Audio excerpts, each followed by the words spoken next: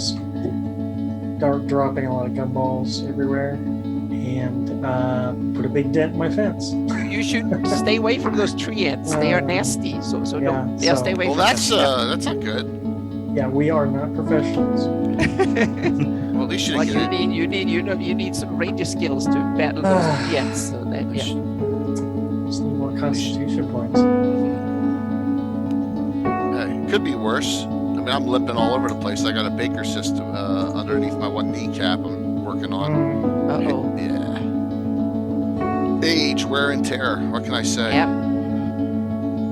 So, At least I got my plane tickets set up for GaryCon now, so I talked to Josh too, so he can pick me up at the airport. So my friend Jason's definitely going, but my other friend Eric, who wants to go with us, is a maybe, because he just switched jobs. He's now working at a VA hospital. Oh, but I would love to meet them both again. I miss them both. Yeah, it would be awesome to see all. Eric hasn't really got to go out in a long time to a convention. Yeah. So fingers crossed that because I really miss all of you. So that will be awesome. We need you should come too. Yeah. We need a Legends of Lore guest, by the way.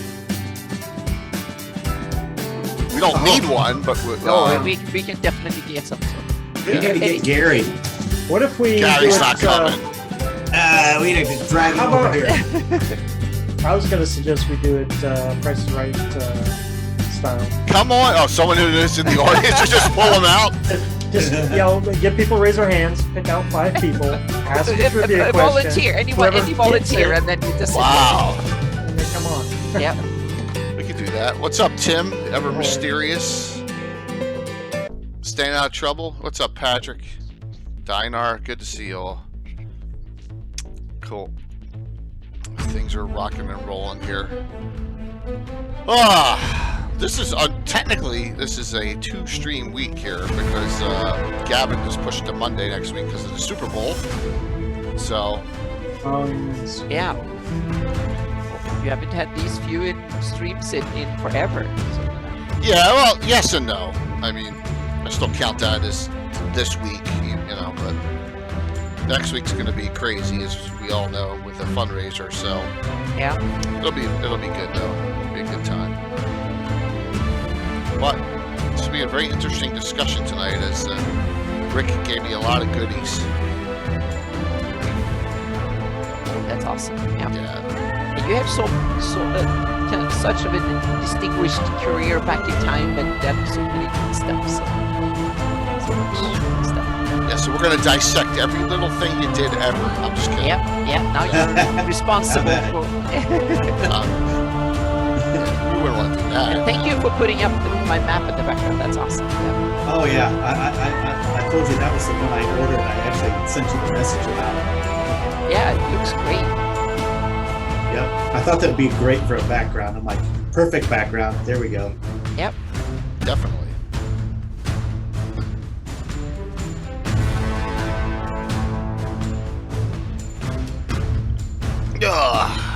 Hopefully everyone's doing well today. Oh yeah. Oh, Tom the Vindicator. Boom! Tom! Oh man. Look at that already. I mean, we haven't even started yet, and Tom steps up with a monster there. We're gonna have a hype train before we even start here. Oh my gosh.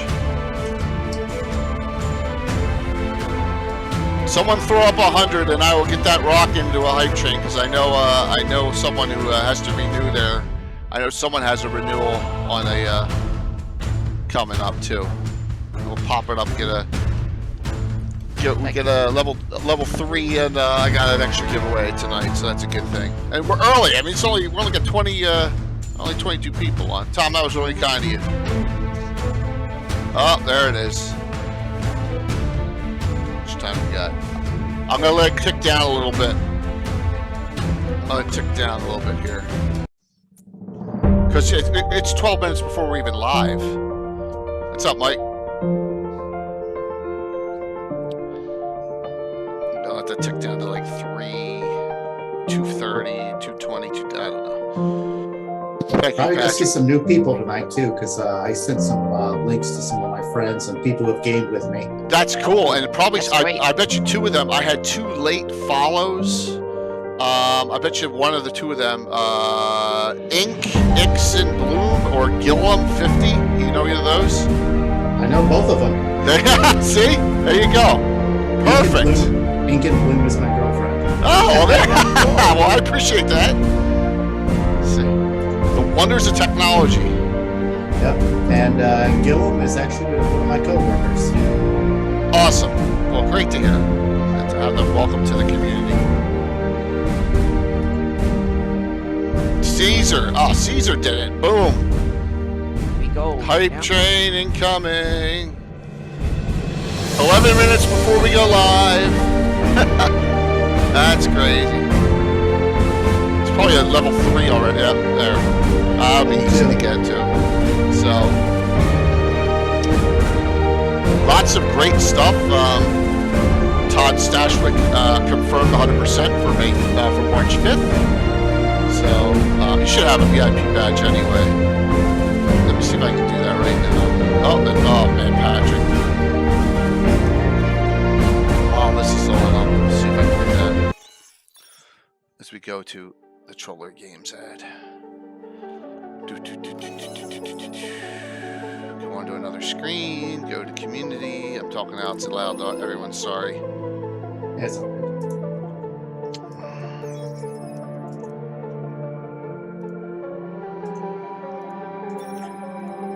All right.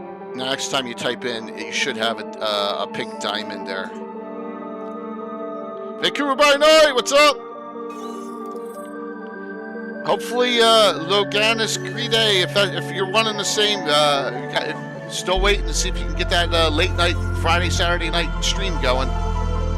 Just let me know.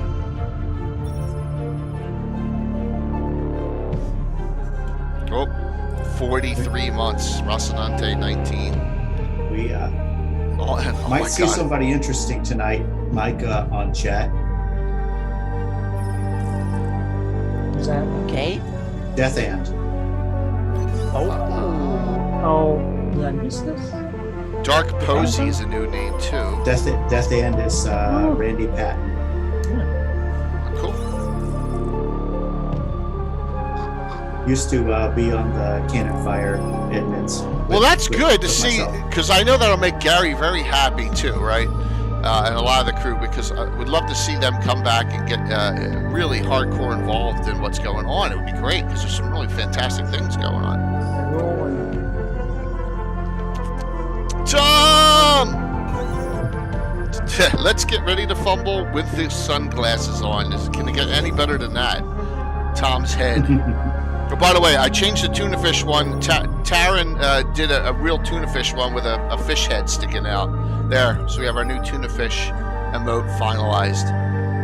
Here, so to signify my player's wonderful memory. Yes, there it is. How many emotes are you allowed? As a partner, I have a lot. Tier 1, you can get as many as 25 based on subscribers, and I think I have 22. They're level tier 2s, tier 3s, all the other stuff. It's crazy. So we got a second one. So we'll do two classic reprint giveaway sets tonight.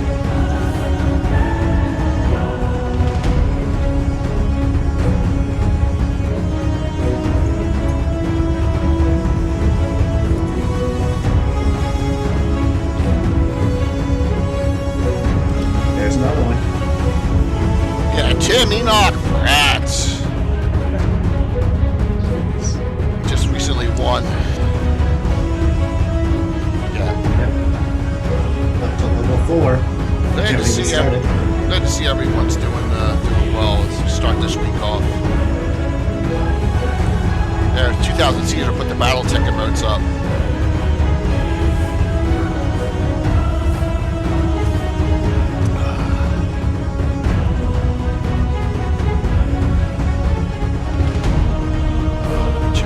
One thing real quick here.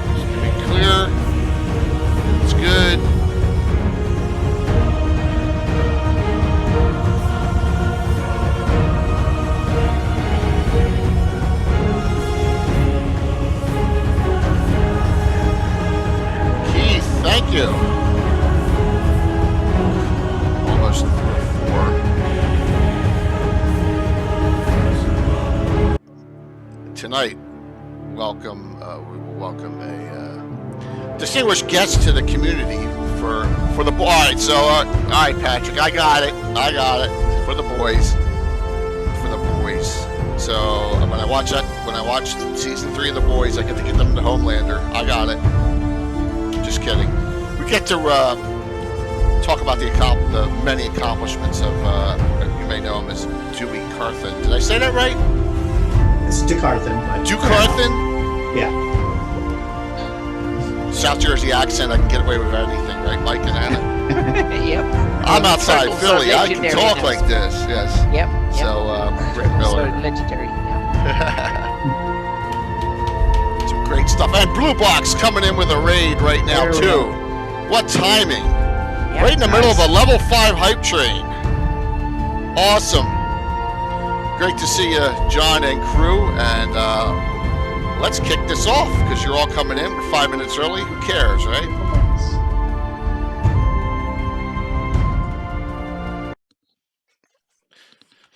Great to see everyone tonight. And thank you, John at Blue Box for the raid. Thank you, community, as we're going to start. We're starting early a lot more because it's just things are rocking and rolling now.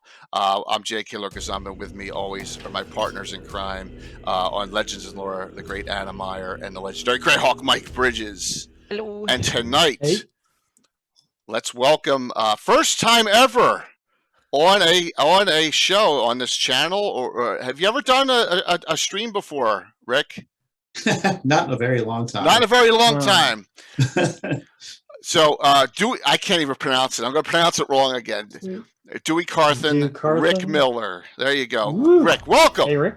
Welcome. Welcome to a wonderful, wonderful discussion tonight, Legends and Lore, to celebrate your accomplishments here and talk about maybe what you got going on and some wonderful things. Will you please introduce yourself to everyone? Because I guarantee there's a lot of people who do not know who you are. People outside the Cannon Fire community and people that may be new to Greyhawk. So welcome. Yeah. Well, a lot of people know me for Owerth Journal. Mm-hmm. I've done a ton of stuff for Owerth Journal for probably close to 8 years straight. Time flies. Yeah. Yeah. Editor-in-chief, Editor-in-chief did that. artist. Yeah. Cartographer. Yeah. I ran most of the ship.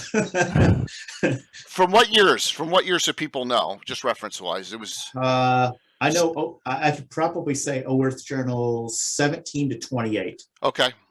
I know the issues more than the years, to be honest. Mm-hmm. Inks and Bloom just said my nerd. You know what? That's good. For that you're gonna get 5 loves, animated 5 loves. 2, 3, 4, 5. Oh, there you go. That was awesome. That was really nice. Thank you all. And yeah, I did stuff for Dragon Magazine. A lesser known article is from 357, which was the article that was called Transversed Arcana. I couldn't. Yeah, you were not the main author on that. I couldn't. Maybe I didn't look hard enough, but we'll get to that definitely. I got them all. And then Treasures of Greyhawk, I was in that one as well with Gary. We were kind of co-authors on that one. We'll definitely show that one. That one is awesome on 359. That's the last actual published hard copy, correct? Of Dragon. Yes, and it had a Larry Elmore cover, which was made my day. Yeah, it had a dragon cover, and 357 had Demogorgon, if I recall, cover. Correct. I have them both ready to go here, so that's really cool. But here's my question: how'd you get started in all this? I mean, it's like how do all of us? But I'd love to know. Like, go back as a kid. What I started just picking up the books and just reading them and going through them and everything like that. And the funny part about that is, I'd pick up the books and I'd be reading them, and everybody else is playing with their toys, their He-Mans, their G.I. Joes. I had those too, but I would develop my own little scenarios for my little brother, and it eventually developed. I didn't really have my first game with anyone until probably the 90s with David Couvert, who actually games with me still. Nice. Awesome. Wow. He still games with me now. But it was he was running a Forgotten Realms adventure, and I'm like, I could do something different with this. And I said, why don't we play the original stuff, Greyhawk? And he's like, well, nobody has any of it. I said, well, let's see what I can find and come up with. And being in Ohio in the 90s, you couldn't find anything Greyhawk. Mm-hmm. You have to be on TSR online to find anything, and I would be delving through articles. And ironically, that's how Antaria came to be, because they found that Dragon annual map. Mm-hmm. And I'm like, okay, I'll develop my own thing. So wait a minute. So something that came out of a very quick from our pal. I need to get this done in 8 hours. Map you developed an entire area on. That's pretty amazing. That's an amazing irony on that, Rick. That's as far as I know, fantastic. no one else has developed that too, right? We're going to show that. We're going to share all that too. I think that's the only thing I found that is really developed for that area. We have a really great maps and guidebooks. Well, we got everything tonight. We got a lot of great things tonight. Rick is very prolific in his work. Yep. Some stuff for Greyhawk you probably don't know exists out there, and Rick's work, and I'm really excited to share it with you all. Okay, cool. So from Dragon Annual 1, if I recall, right? Is that when that came out? I believe so. Yeah. With the map that our Skip Williams just said, I have a deadline. I got to get this done, and just started filling things in. From that, just wrote it on the back of a napkin. That's wow. And I was using early Photoshop, and just like started carving out the map, and like, okay, I want this, I want that, and started developing, and we had an entire campaign, and my friends were asking me, well, how come we don't know about this area? I'm like, well, it's been enshrouded by mists, and it locked in a chronomancy spell for over 1,000 years by this archlich named Hazaroth. Ooh. So you're saying it was trapped in time? Yes. So part of it was, that's why I always loved it, because Terra Anacris Incognita was perfect. I just like, boom, that's Antaria. That makes my entire area right there. Oh, I haven't done. You know what? It would be nice and cool if I set the drawing up. On me, like usual here. Let me set this up and let me go over that real quick. So I doubled it, and I'm gonna we're gonna do some classic D&D reprints, usually courtesy of Patrick Canadian Gamer. So we're gonna do one reference book. You get your choice, the first winner, between The Venture Begins or an original reprint of Chainmail. All right. So okay, and then the second one, Shady Dragon Inn or Expert Set Temple of Death by Zeb Cook. Sorry, I almost said Monty Cook there. Zeb Cook. Yeah. So, all right. So we'll do 2 sets of those. It should be set to go. Hit me an exclamation point drawing, and then we'll do them at the end of the night. So, all right. So we're talking 90s now. So you don't. Did you play D&D in the 80s? Because I'm assuming you're close. I didn't really get to play. I actually read a lot of the books because I couldn't find players. I lived in a small town. Okay. Yeah. So it was a lot harder back then. Yeah. So there was no community board saying, hey, we'd like to play Dungeons and Dragons. There was this group across town that was running, but they were very insular. They was like, this is our group. No one else joins. Yeah, we've had the same thing. I understand that 100%. And that's how I became a DM, is because nobody else was running games. So I just said, the hell with that, I'll run something. Very cool. Good deal. Yeah, because back then you may have had message boards on your Commodore 64. Remember those things, or your Tandy or whatever. But there was Amiga. Yeah, the Amiga. The Amiga was like way ahead of its time too. Yes. But there was no internet. There was no meetup groups. None of that stuff. There was no Discord. There was no way to talk. Via phone was the only way. There's no cell phone, so it was tough. I used to run stuff in the lunchroom in school. Yeah, and that's where we'd all get made fun of. Oh yeah. Yeah, it wasn't that easy. We didn't bring our books to school. You don't try that in small towns around here. Your books would end up in the kitchen sink. It's like, no, books are too good for that. Yeah, definitely. So in the 90s, you start writing up. So Antaria is your first big project. How did that convert over to meet it with cannon fire? Well, I started picking it up. I looked at and saw cannon fire pop up in the Greyhawk searches, and I'm like, okay, I'll take a look at this website, see what's going on. And I was in college at the time, so Okay.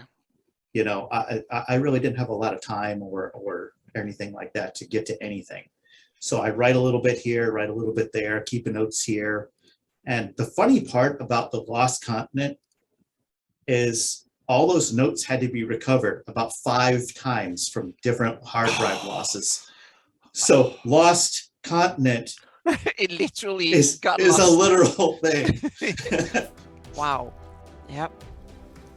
Yeah, that's the. I wish I had the stuff I wrote on my Commodore. I don't. It was written in basic DOS or whatever, and it's gone. My character generator. We had a jousting combat simulator. All this stuff. It's lost to time.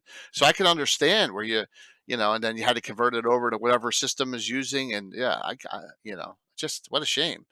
But I was using WordPerfect. Wow. Yeah.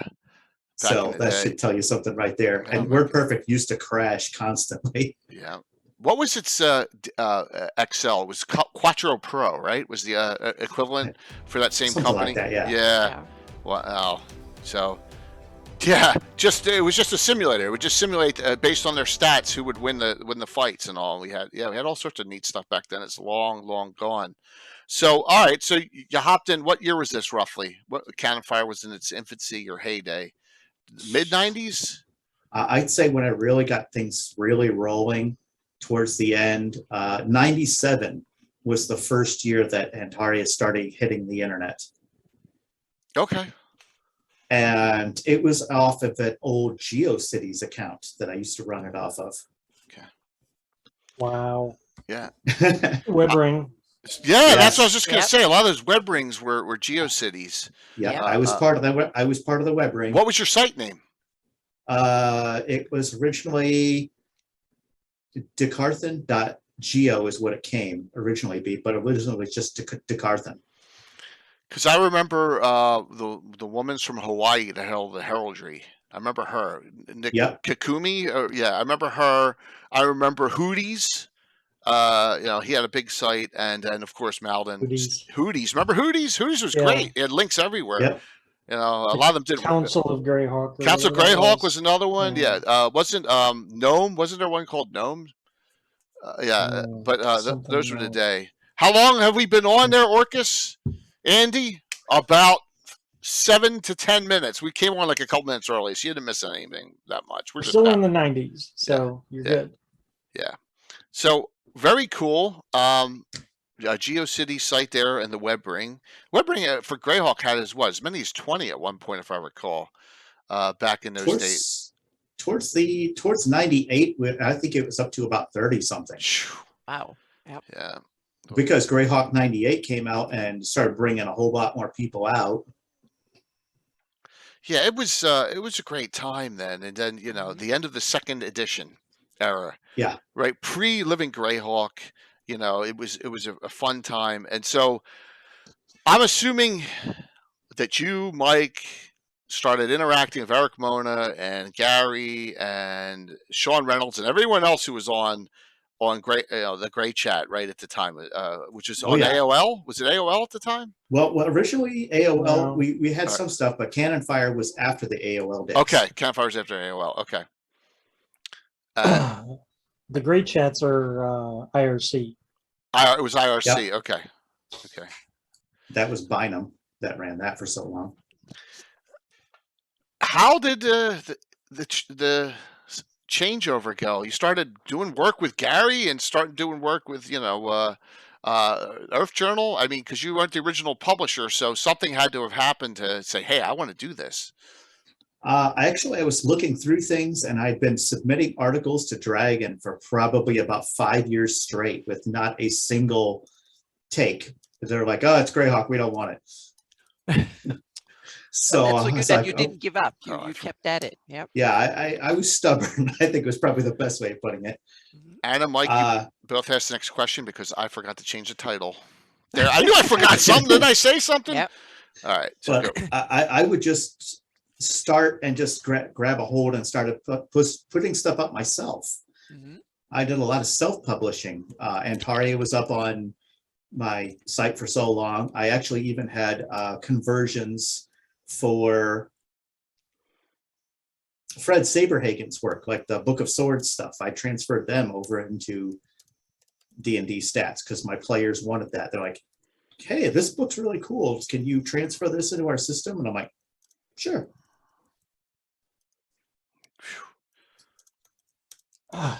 So yeah, so I was trying to look the first Orth journal you got 19 editing was in 2005.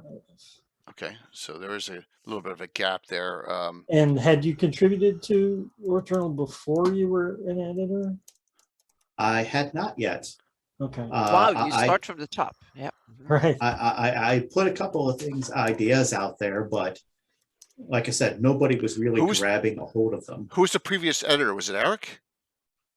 The editor before me was Nellisir, Nathan Irving. Okay, Nellisir then. Okay. Yep. So we had Stephen Miller for one. Is that true? Nellisir, you, Christoph. Am I missing an Eric? Mona? Is that the 5? I think Mona was the first. Mona was the first. Okay. It was kind of a mixture between Steve and Mona. Okay. Interesting. All right. Very and you went for a good long time. In fact, I think the number 29 was Gary Con 3 years ago, right, Anna? That's when it got restarted at that time. I think so. I'm opening 29 here. So yeah, 29 is the Gary Con issue, if I recall. Right? If I recall, I may have it right here still. 28 was actually the one that was my final work in that one.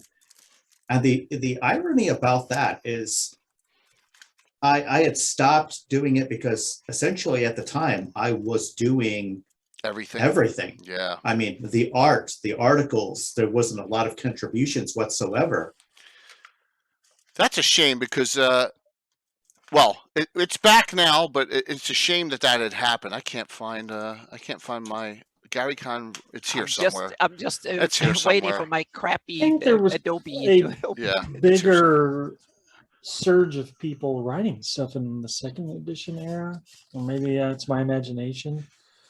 And that in 3rd edition, wasn't 3rd edition kind of winding down when, or was that 3rd edition when I got into Orth Journal was still kind of strong, but the announcements for 4th edition were on the way. Yeah.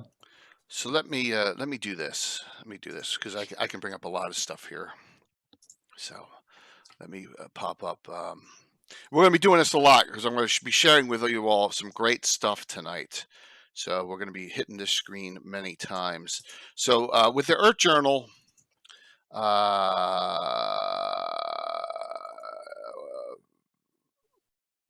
28 is the Gary Con version. This is it. This is So that's the last one. Oh, so you did this one. I did not know. Oh. If you go through some of the pages, I can actually point out ones that I actually did the formatting on. Okay. So let me maximize this a little bit more here. All right. So this is the first one I appear in. I know that. And this was the one that got handed out at Gary Con 2019, the last time Gary Con was in person. Mm-hmm. So, yeah. Don't forget Earth Journal 10.5, the all edition, which Mike pirated. Did you really, Mike? All right. So what? So if we go here, look. Wait a minute. This thing's going to bounce around. It's too big here. Let me go to 125. So it says Scribes Chronicle. More things change. That right there that you're looking at. I formatted all of that. Okay, so you're doing all the work. This thing is bouncing. All the internal work on there. I didn't do the cover. I did all the internal layouts. Okay. Yeah, because you listed both Christopher Nolan and Rick Miller said editors, Okay. so you were there. Yeah. His hands are still involved in it. Yeah. So where'd you learn to do all that self-taught editing? Just self-taught. Okay. Yeah, that's how my mind works. I just start digging into something and just take off. I went to school for some artwork stuff, but I had never actually finished the art school, ran out of financial aid. So I'm like, you know what? I'll do it myself. So we're gonna toot the horn of look at all the authors in this one. Got me, Will, Alan Growy, the Oliver brothers, Mike Bridges, Carlos, Malden, Dave Guerreri from Greyhawk Reborn, and Christoph. Wow. And plus, you had the funny part about that. Yeah, go for it, Rick. Now, the funny part about that is Wade had asked me if I wanted to put another article in, and I was getting towards my end, and I said, you know what? I've put out so much within the last 5 years alone. You were happy. I don't want to bring out any more of that stuff because I don't want it to become Duicarthan Hawk. Right. It's like that was my thing. I'm like, let somebody else take control and have and work and put some of their own stuff out, so it's not just me. Casey. Yeah. So Wade is Christoph, if anyone wants to know. Yep. Yeah. Yep. So or Icarus in some circles. So after this, you just said, "Hey, Christoph, it's in good hands. I'm going to move on." Is that what happened, or? Yeah. Okay. I passed it on to him. I said, "Let me see what you're going to do. Let me see how the things are going to go." And he started showing me that first cover, and I said, "You're good. Have at it." That's awesome. Yep. So let's talk about something that you are known for, that I liked before I was involved in the community. Earth Journal 25 has what's called the Teresque Edition. Okay, you write the TE, and I had no idea what that meant. This is 2009. So here we go. It's the Teresque Edition. So is this your artwork? That artwork on the cover is actually my friend Jerry. Okay. Jerry does a lot of art. And I knew him from when he ran a comic shop in Norwalk, Ohio. He still sells artwork online. Oh, very cool. Was he one of the guys in your game group? What's that? Was he ever in your gaming group? We never actually got to game together, but he actually had games that he ran in Norwalk at the time. I just wasn't part of any of them.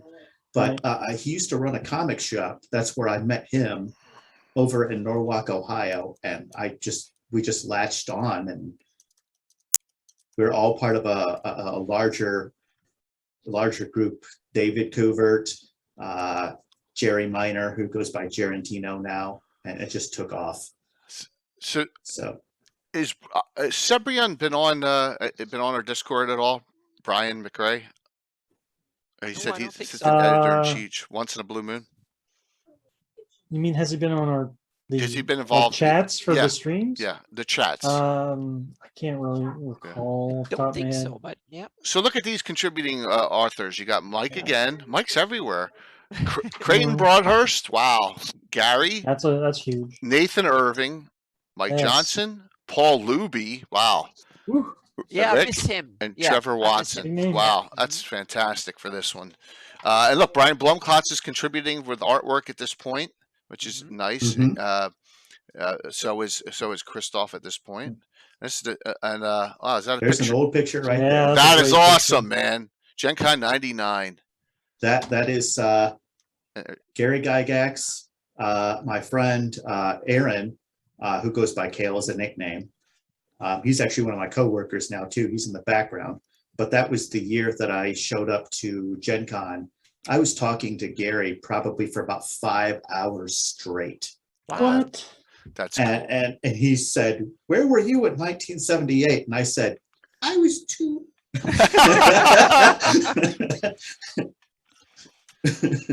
That would be yes. That would be. It's a good had you been around, things would have been completely different. Yeah, I bet. Look at this, the Seekers of the Arcane. Gary Holian. Yep. And there's Gary right there. That was the article that was originally supposed to go into Dragon Magazine. So is this post Dragon 359 or pre? That was right after. Okay, so then we'll 359. go back to this. We're going to go back to this because we're going to show the other one. But Dragon so what? Magazine actually turned Gary Julian down. Well, I think this was. Why don't you explain what happened, Eric, with Eric Mona and transitioning there, Rick? What happened at that time frame?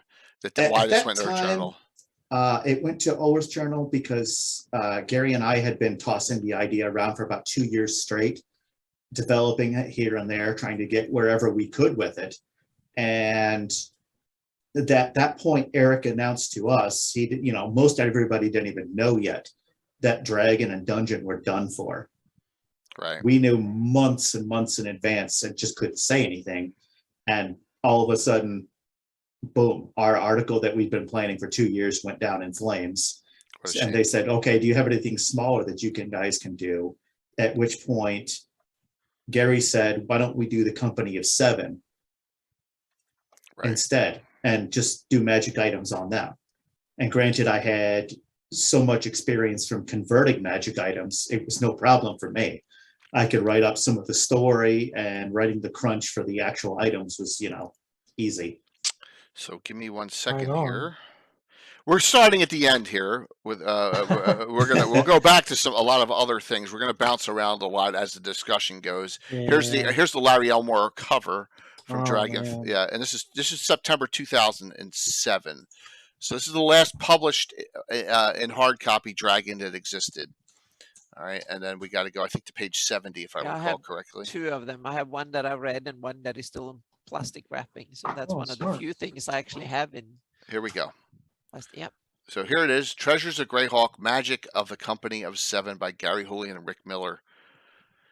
Illustrated by Jason Engel. So this is what came up instead, which why don't you explain more about the Company of Seven to everyone out there, because a lot of people probably don't know about that. Well, actually, the ironic part is most of everybody knows about them. They just don't know everything about them. Yep. I'm sure most of everyone in some campaign has run into Merlin's spoon. No, yes. We've seen someone torture someone with it. So I believe it. Yeah. But you've got Zagig, Qual, Nolzur, which actually they've released a minis line of under that name now. Ooh. Yep. Tasha, which is at our time Igwilf. Mm-hmm. Yes. So, and then I'm trying to remember the Is last Leomund two. is Leomund part or Leomund not? No, Leomund is not. Okay. Leomund, Heward and Kiatom. Yes. So you both came up with a great idea for this great adventuring party, which a lot of them are to end up being quasi deities or hero deities at Correct. that point. And so you and Gary collaborated, and did you each bring up your own items, or did you decide on one and then work on it together? It just kind of blended. We just were like, okay, what do we want to do for this? What do we want to do for that? I said, well, we should have at least a couple wondrous items, because what is any of these characters without some kind of wondrous item? A different type of armor. The robe of the Mad Archmage was my favorite, because my iconic character from my campaigns, Malekith Yeragiran, actually has that. Merlin's hat, So, Clint Eastwood's hat. Same, Yep. There you go. There it is. There it is. Gary, did you do stuff on guns too, man? I know Gary hates technology in his game, so I'm busting his stone there. Nozzle's orb. Merlin's the orb was fun. Merlin's whip was another fun one. Yep. I may have to incorporate one of these into the fundraiser finale that we're having somehow, Anna. Oh, definitely. It's worth it. Cool. That issue is well sought after. Yeah, I may have to take one of these. There's Robe of the Mad Archmage. Yep. Right here. Very cool on that. Minor artifact, of course. Its robe was the possession of the Grey Savant, reputedly a mystic of Bakub. So it's an intelligent robe of blending. Nice. So I guess that's a picture of it. Not very nicely Not done. quite. Well, it's a picture. Yeah. Yagarani Signet, Tasha's Grinning Idol. So we could say you guys may have started the Igwolf / Tasha crazed. I mean, it's gone so overboard now, right? It's just that's much. Actually something that Gary and I were discussing the other day. He's just like, I think his exact words were, if Gary wants to say it, chat, because I see he's here. He just said the other day, he's just like, shouldn't have done that. Now's the time to revisit it. Take it back. Mm-hmm. Yes, I'm taking it back. Yeah. So here, this talks about expeditions to the ruins of Greyhawk. The magic items presented can be easily used as part of expeditions to the ruins of Greyhawk by Eric Mona, James Jacobs, and Jason Bullman, which is I love, and that's a great idea. But when I ran it, before I was streaming. I didn't check the articles in depth. I ran that mid 2018 finally, and did not know. But I'm going to start incorporating some of these starting next Saturday night. Anna, I'll put one of these in here. Yeah, for us to have as treasure or to fight against. I don't know. Well, what do you think? I'm guessing but this is great. Well-equipped NPCs. Yeah, Rick, I have. This is fantastic work here. And I guess it must be an honor to be in that last published one. That was actually, to be very honest, when they told me it was the last issue and it was going to have a Larry Elmore cover, I was like, life goals. Yeah, right there, absolutely, life goals. And to know that, I guarantee you, there's a lot of people out there that don't like, because that this was kind of an actual adventuring party, and that's what happens when characters get that high. But we don't need to get in an in-depth discussion here. But do you really do you put the connection between Igwolf and Tasha together? Or are you just saying that was convenience? It was one of those things of where we were trying to figure out how to reconcile the two characters, right? And it just made sense to put it together at the time. And like Gary was saying earlier, it's like, okay, well, it might not have been the greatest idea, but hey, if people are using it now in 2022, mission successful. Oh yeah, I mean, no doubt about that. It's just, if it can go all the way back, now they'll never admit it, but if it goes all the way back to this this article, that's pretty amazing when you think about it. That you've laid the seed for this, because now they got Tasha's everything book of everything, right? So so I know I said everything twice on purpose there. All right, well, Gary says he's not a stats guy, so so it's good to have Rick running working. fluff, and it was good to have Rick. Yeah, and this is all in 3rd edition, everyone. So you got to convert it. However, as you can see, there's costs to create, and here all 3rd edition stuff, which is okay. Most of it would not be tough to put together for 5th edition. 5th or back to mine 1E, 2E. No problem. 1E, 2E, super simple. Yeah. So I'm looking forward to doing that, definitely. The spidery map that you have up on the screen right there. Yep. That one was just one of them that came up to my mind one day, and Gary and I just kind of ran with it. I'm like, I had the idea of about a map that was similar to the one like in Harry Potter, but not quite at the same time. So how do you convert one thing? It's really, Meerkat, it's really easy. It's a feel. So you just need to know whatever edition you're playing in. You need to know something of the edition that it's written in, and then just you have a feel how to do it. It's hard to explain. There's some things they have in common. Yep, template it. Yep. Like they're all going to have armor class, hit points, 6, strength. There's a lot of common things. Just that's the easiest way to start. Yep. If you what Gary just posted right there. Yeah, it was a cool idea back then.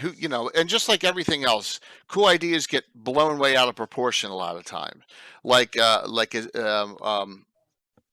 Asarak. I mean, he's everywhere now, right? Instead of just being in the Tomb of Horrors. I won't pronounce what my players used to call him. Asshat. So I'll type it. How's that sound? That's cool. So Adam, Mike, questions for Rick in this? It worked. It went in. It didn't even get banned. Yeah, did we accurately answer what the Teresque Edition was about? Exactly. I was going to follow up. What was the difference between the regular and the That's a good Thursdan? one. Was it Yeah, print we kind of jumped forward quality here. or in size of the PDF? Or was it? The graphic size of the PDF for the Teresque Edition. Yeah. We went from a 1.98 megabyte to 10 megabyte plus files. Yeah. Because I just wanted the graphics to be so much cleaner. I wanted you to just pop off the page just like a professional page would be. Mhm. That I wanted to get away from the just plain white background. Yeah. But do you feel in retrospect that you were overworking yourself doing that? Not so much on that part, because I actually would open it. This is part everybody will laugh about. I would open it in Photoshop. I would change the color. I use the photo editor to change the color of the pages to match the theme. So it was just boom, boom, boom. I had it set up to where I could just take off with it. So sorry, Anna. Go ahead. Please. Go for it. I was going to say, and younger readers, viewers of this have to understand that go back 10, 15 years, 10 megabyte PDFs were huge compared to today. Meaning now you can open a 100 megabyte or 500 megabyte PDF and it works. But computers 15 years ago or 10 years ago, nah, not so much. This edition, there's a ton of data in here. I mean, a ton. Medisia. They posted my website too, which excellent. If anybody's good at updating websites anymore, please talk to me, because that web page has not been updated since I was in Earth Journal. So here's information on Mordenkainen by you. Yep. Which is cool. And actually that pulls from a couple different sources as well. I believe some of the sources were items that Malden had posted. I used a lot of reference. If you look on there, should be a special thanks to Mike Johnson. Mike Johnson actually did the conversion of that character. Oh, God. He did the stat block. Nice. Yeah. Wizard 26 Archmage second. That must be a 3rd edition thing. 3rd edition. Yeah. 3rd edition. Epic level. Mordenkainen's always staying ahead of the curve. Oh, yeah. He's like half an edition before everybody. Gotta have those. Gotta definitely have those. Very cool there. And some these are spells that are in a lot of them are in Jim Ward's book, and then they're correct. The 3rd edition. Yeah. Some of them are out of Dragon magazines, I think, as well, I think. Yeah. My favorite is still Mordenkainen's Force Missiles. Sorry, that's Wade's artwork right there. Oh yeah. I think wasn't that Wade's first? That was his first piece, one of his first pieces that he did for Oath Journal. So if anybody is looking for an origin of Wade's work, boom, right there. Oh yeah. And that is a self-portrait. If you take the facial hair off of it, that's Wade's face right there. Oh my gosh, it is. That's Live Fox. Wow. Hey, Grendel. Yeah. So you converted them all. It looks like most of those from Greyhawk Adventures are converted. All right, here's this article. So, the Seekers of the Arcane. A lot of people don't know about this organization. So you and Gary wrote this. Why don't you give us a little synopsis of who the Seekers are? Well, most people know the Seekers automatically if you ever ran Mauer Castle. Right. So if you ran Mauer Castle, you've got just the tip of the iceberg. They're essentially an adventuring group. Think of them like the Pathfinder had the Pathfinder Society. Yeah. That's exactly what Pathfinder pulled off of was the Seekers. Yeah. Good timing. Yep, absolutely. Yeah, they pulled it directly from the Seekers. Good stuff. So the Pathfinder Society came from that. But the Seekers had all kinds of adventurers going all through the world. and they would gather this information at their little safe houses The secret all over. lodges. Yeah. One of them is in Greyhawk City. There's one in Safeton that I know of. I believe Neildra had one, and Relastra at least had one. And you're And that's just- forgetting Selterin in the Duchy of Ernst. Yeah, Selterin, yeah. Yeah, the lodges. Yep. Whoa, I just saw something here. Flamstirred. Secrets of the East Sky revealed by Seldry Elger. Art of Communications Decisions by Flamstirred. Didn't Ed Greenwood use that name? That might have been a Gary part right there. I'll have to ask Gary about that. Yeah. So And he's in chat. Have at it. Definitely. So here's if you this Yeah, is the Malden Map. Gary, we need a credit for the Pathfinder Society. You are 100% on that. So this is the Malden Map of Greyhawk, and this is really funny because this house here and one of the ones here, right near C27, are owned by player characters in my campaign. So it's a really nice tight knit neighborhood there. Yeah, so that's where the building C27 is, the Seekers building. Yeah, so there's a lot of detail in the Seekers. Can you explain, Rick, the rivalry between the Seekers and the Silent Ones? The what about them? The rivalry. What goes on between the Seekers and the Silent Ones? So I've always seen it, and Gary and I actually talked about this. The Silent Ones, they kind of hoard their knowledge a little bit more. You got to be part of their society, or you don't get that information. The Seekers are similar in a way, but the Seekers, they're like, hey, you want to get more information, go out and get it. You can be part of our group if you do so. I have a more simplistic view of it. I say that the Silent Ones bury magic, the Seekers unearth magic and put on display. Yeah. Because the Silent Ones can, are also out seeking, but once they get the stuff, they vault it. Right. The page you just passed by there is actually the artwork was also another from Jerry Minor. Oh, that's pretty Jerry good. does such good work. That's really good. His stuff is beautiful. I'll have to see if I can find a link to his artwork. I know he mostly goes from his Facebook page these days. It was inspired from this. Well, that Gary's going to say no. I guarantee you. I guarantee he's not going to say that he took that from Spelljammer. There's no way. So we'll see in a second when he responds in chat. If they do the same thing, then no. Kudos. No, it was probably the other way around. I just saw the question. Yeah. I didn't think so either. Great idea. Yep. Run with it if it works in your campaign. This is a long article. Didn't. Yeah. Real Astra, Verbabank. So you have these locations all over. So Sassarine as well, which is really cool. Ooh, nice. So Rumors and Whispers. I love this tie-in that you guys did. Passage to the Isle of Dread from Real Astra. There's a funny picture right there. That actually is a self-portrait drawn of Jerry Minor. That he did a self-portrait of that, and that's actually what he looks like. Or did at the time, I should say. Yeah, I've never had the desire to do a self-portrait in any of my art. I wouldn't. I'd have to put it in the basement to scare the rats.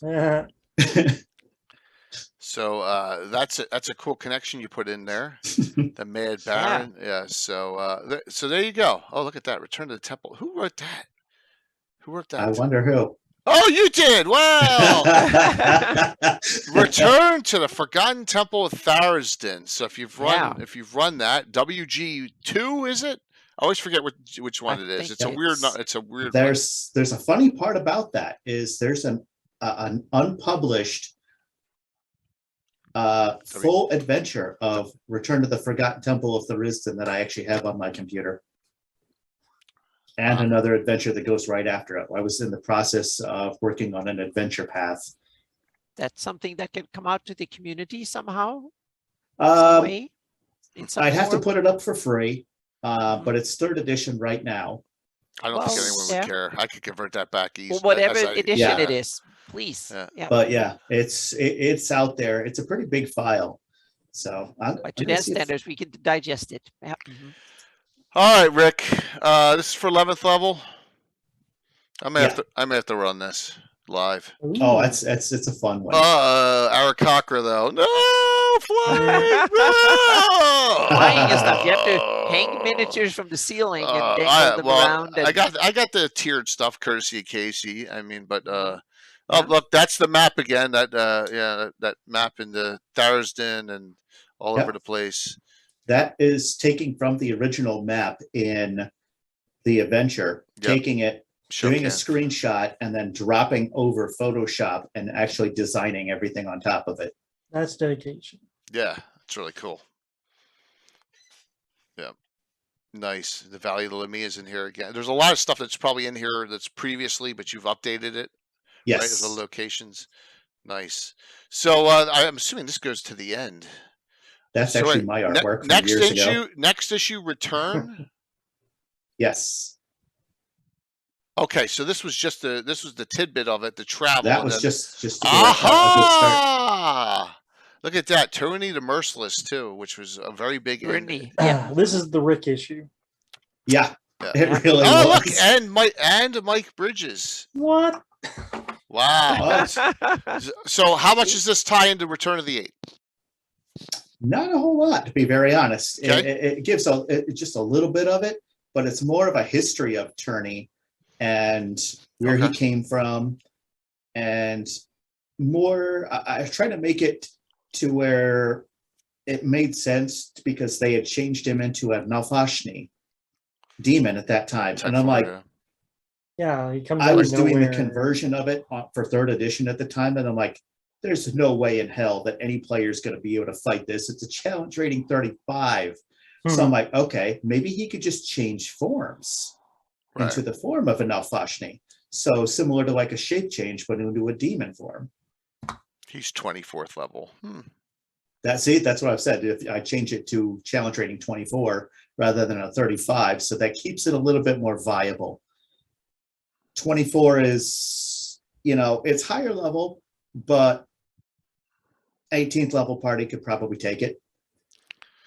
So, Mike, what were your parts of this? I'm seeing here. This is you. No? I know exactly what he did in there.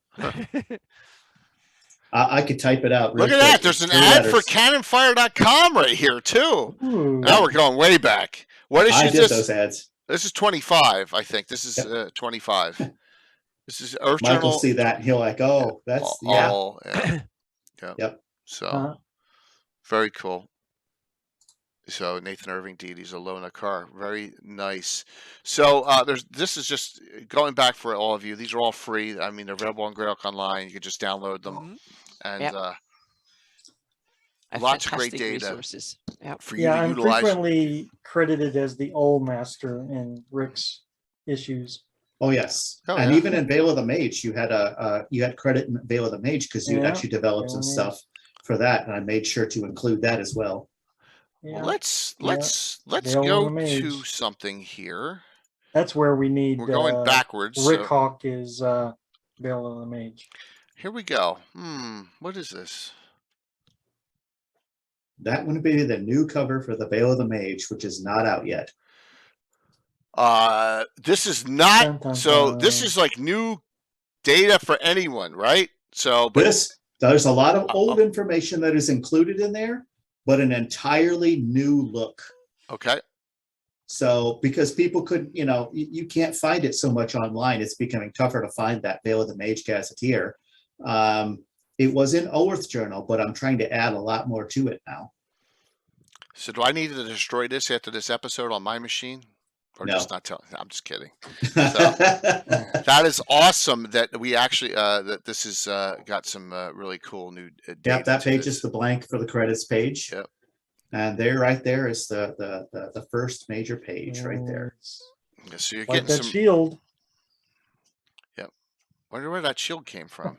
Oh, I know exactly. That made it in there. Awesome. Yeah, I told you it would. Yeah, perfect. Awesome. Yep. And this Anna's heraldry.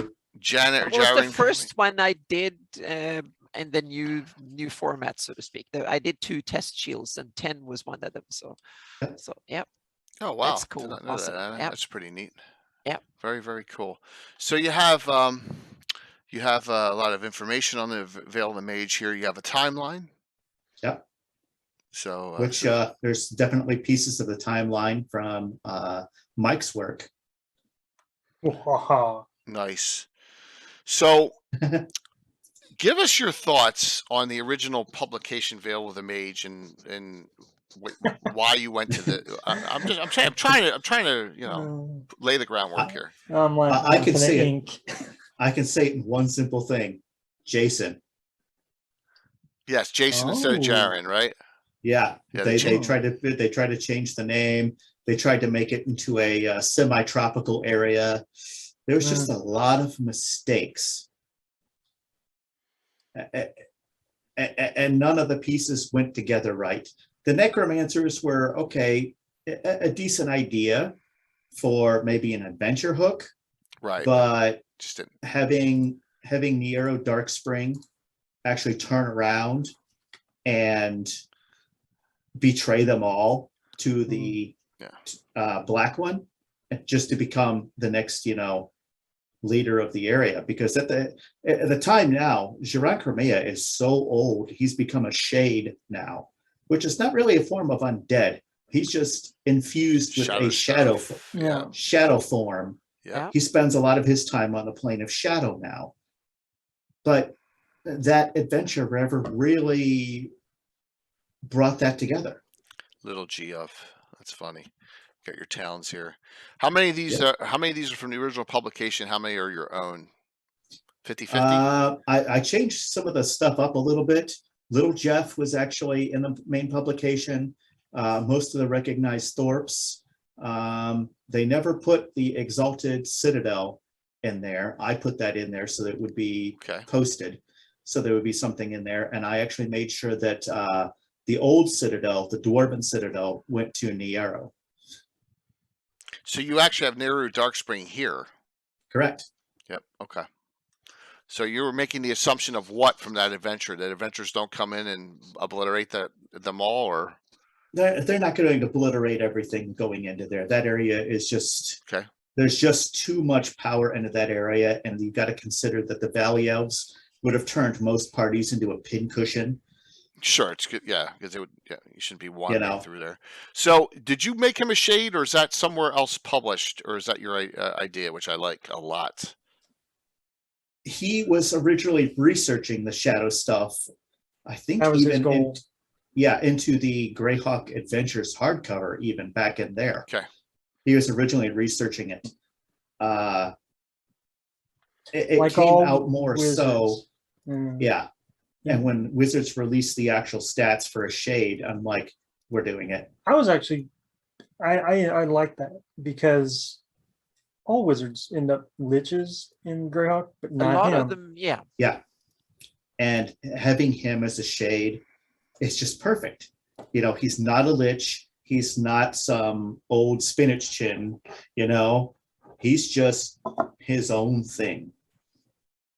It's interesting that there's becoming a shade adds one other interesting variation to instead of dying and you can become undead, or you can fade into shadow literally, and that's kind of cool. You can come up a lot of different variations to dying, so to speak. You can continue to exist in so many interesting ways. So yeah. Okay, but you do if you read the shade, is that Monster Manual 2, or is that is it Fiend Folio? It's one of the two. I think it's Monster Manual 2, actually. Okay, I forget which one it is. Which old. one of the two? You're the expert on the stats for 3rd edition were in the Forgotten Realms campaign setting. Yeah, first edition. First edition, where it first appears. I think it's Monster Manual 2.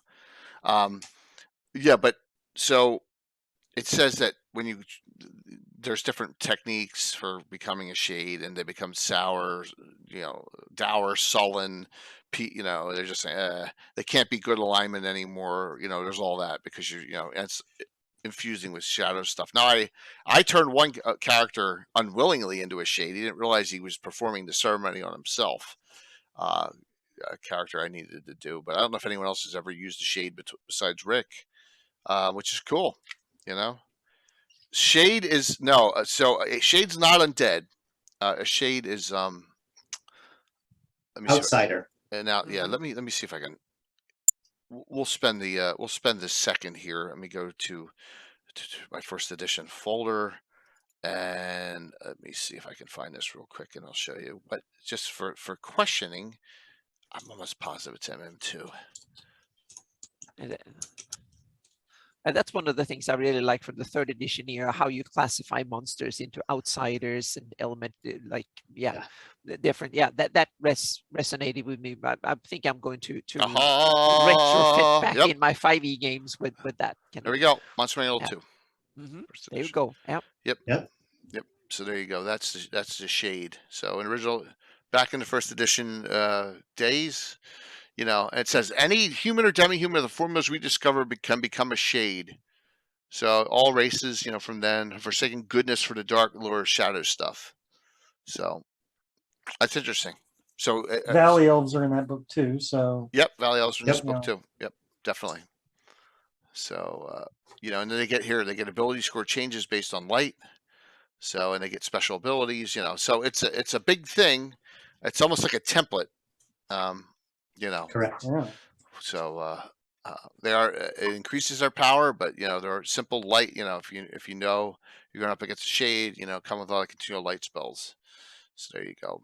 So intrigues and whispers, always a cool section. So you got elemental glades here. Yep, that's nice. That actually was from the Adventure Veil of the Mage. I took that and just reclaimed it. I'm like, okay, that's cool. We'll keep that. Yeah. Yeah. Considering it's almost like nodes from Temple Elemental Evil, almost, but not. Yes. Is it more going? It's connections to the elemental planes or to subplanes for them. Let's see here. So the glades are like little pocket planes from the elements. Looks like, which is cool. Nice. So when may this major undertaking be available for all those wonderful people in the community that may want to take a look at this? At what point? Well, I'm currently finishing that one up. Ink and Bloom was teasing me earlier about that in the chat. It's like, is that what I see you working on? Yes. Yes, it is. Right. Okay. I actually have a 5th edition conversion. This is just for those who want it, of the Valley Elf. So there's a complete new race for Valley Elf, which it was mentioned in the player's handbook. Oh yeah, they were Valley Elves were their own thing. So I actually brought them out just a little bit further to be their own thing now, instead of just under High Elf, because they've spent so much time away from regular High Elves. They're not Sylvan, but they're not full High Elf anymore. They're taller. Thing. They're taller. Yes, which is they're weird. much taller than regular standard elves in the world of Greyhawk. They're more like Middle Earth elves. Yes. Yeah. Very much so. Yeah. So interesting. But I'm thinking of, if I can get this, either it will go into an Ulrith journal or it will just come out as a self-publication. If Wade is okay with the page count of about 20 pages, with the cover page and everything, then I'll hand that right over to him and I'll let him put it in one of the next Ulrith journals. Nice. 20 pages, that's it? Yeah, it's condensed down. The nice part is the text, there's the conversion right there. You just ran over top of. There's the start of it anyway. Or did I? You got to go down. Oh, that's as far that pretty picture that you saw there. Yeah, right there. Oh, right here. Okay. Yeah. Oh, this is the Valley. You're saying the Valley Elf. That is the start of the conversion for Okay. 5th edition right there. Okay. And I've already taken a step towards converting Jaran Kremaya to 5th edition as well. You should have that stat block. Oh, I have that. Yeah. Yes. So okay, let's that anybody can have. All right, so I'm gonna put this up and boom. Oh, of course it didn't. It went on this screen. Oh, I hate that. I hate that. I So- snipped the first half of it. Yeah, there you go. Cool. So there's the start of it right there. So if people do run 5th edition, if there's a call for it and people start asking me about it, I could start converting, like I did in 3rd edition, things to 5th edition. Just keep in mind, each character, I am very in depth about how I do each and every one of them. So it's time. A lot of time. Jerome Kermaya right there was about 4 hours. Oh. Just his stat block, because I was going through making sure everything lined up. I'm going to show you something here. Where in old school 1E2E do you have a mage with 202 hit points? Nowhere. Yeah. You know, Yep. He actually has about 90 at most. Yep. He has the feat of tough in 5th edition because he spent so much time on the road before he took over the Veil of the Mage. Along bandits and everything of that sort. Yeah, we have toughness in our 1E game, but it's 1 point per level, so it added 24 points or whatever. Still, I know yours. It's probably die 6 or it scales up as levels go, which makes him really, really nasty, which is cool. Yeah, it's 40 of his hit points alone right there. 40. Okay. Ugh. 40 is tough by itself.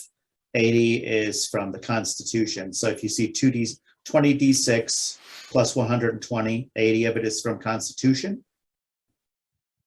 And then because there's no like in old school, there's only +2s the max. Doesn't work that way in 3rd edition. +4, 19 con. Yeah, wow. Yep, 20 levels. Oh man, that's 80 hit points. Yep. And tough 40 from tough. Yep. Wow. Okay. Nice. That's okay, Dorgrim. About the I like making sure that every skill is listed just in case somebody should want it. Yeah, absolutely. Rick appears to be very, very thorough in his and things that he has done. So let's Anna, Mike, any questions on the Veil? Oh, here, I didn't even show this. Sorry, I got to show the map. Can you give us the elevator pitch of the background? Do you want to keep it all secret of your kind of what the main thing? Are you basing it on the published module of the Veil, or are you diving into any of Gary's Gord book stuff that took place in there? Or anything from the Gord books?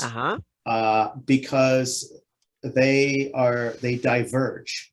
Basiliv, I did not put in because that is a specific IP of Gary Gygax's. Yeah.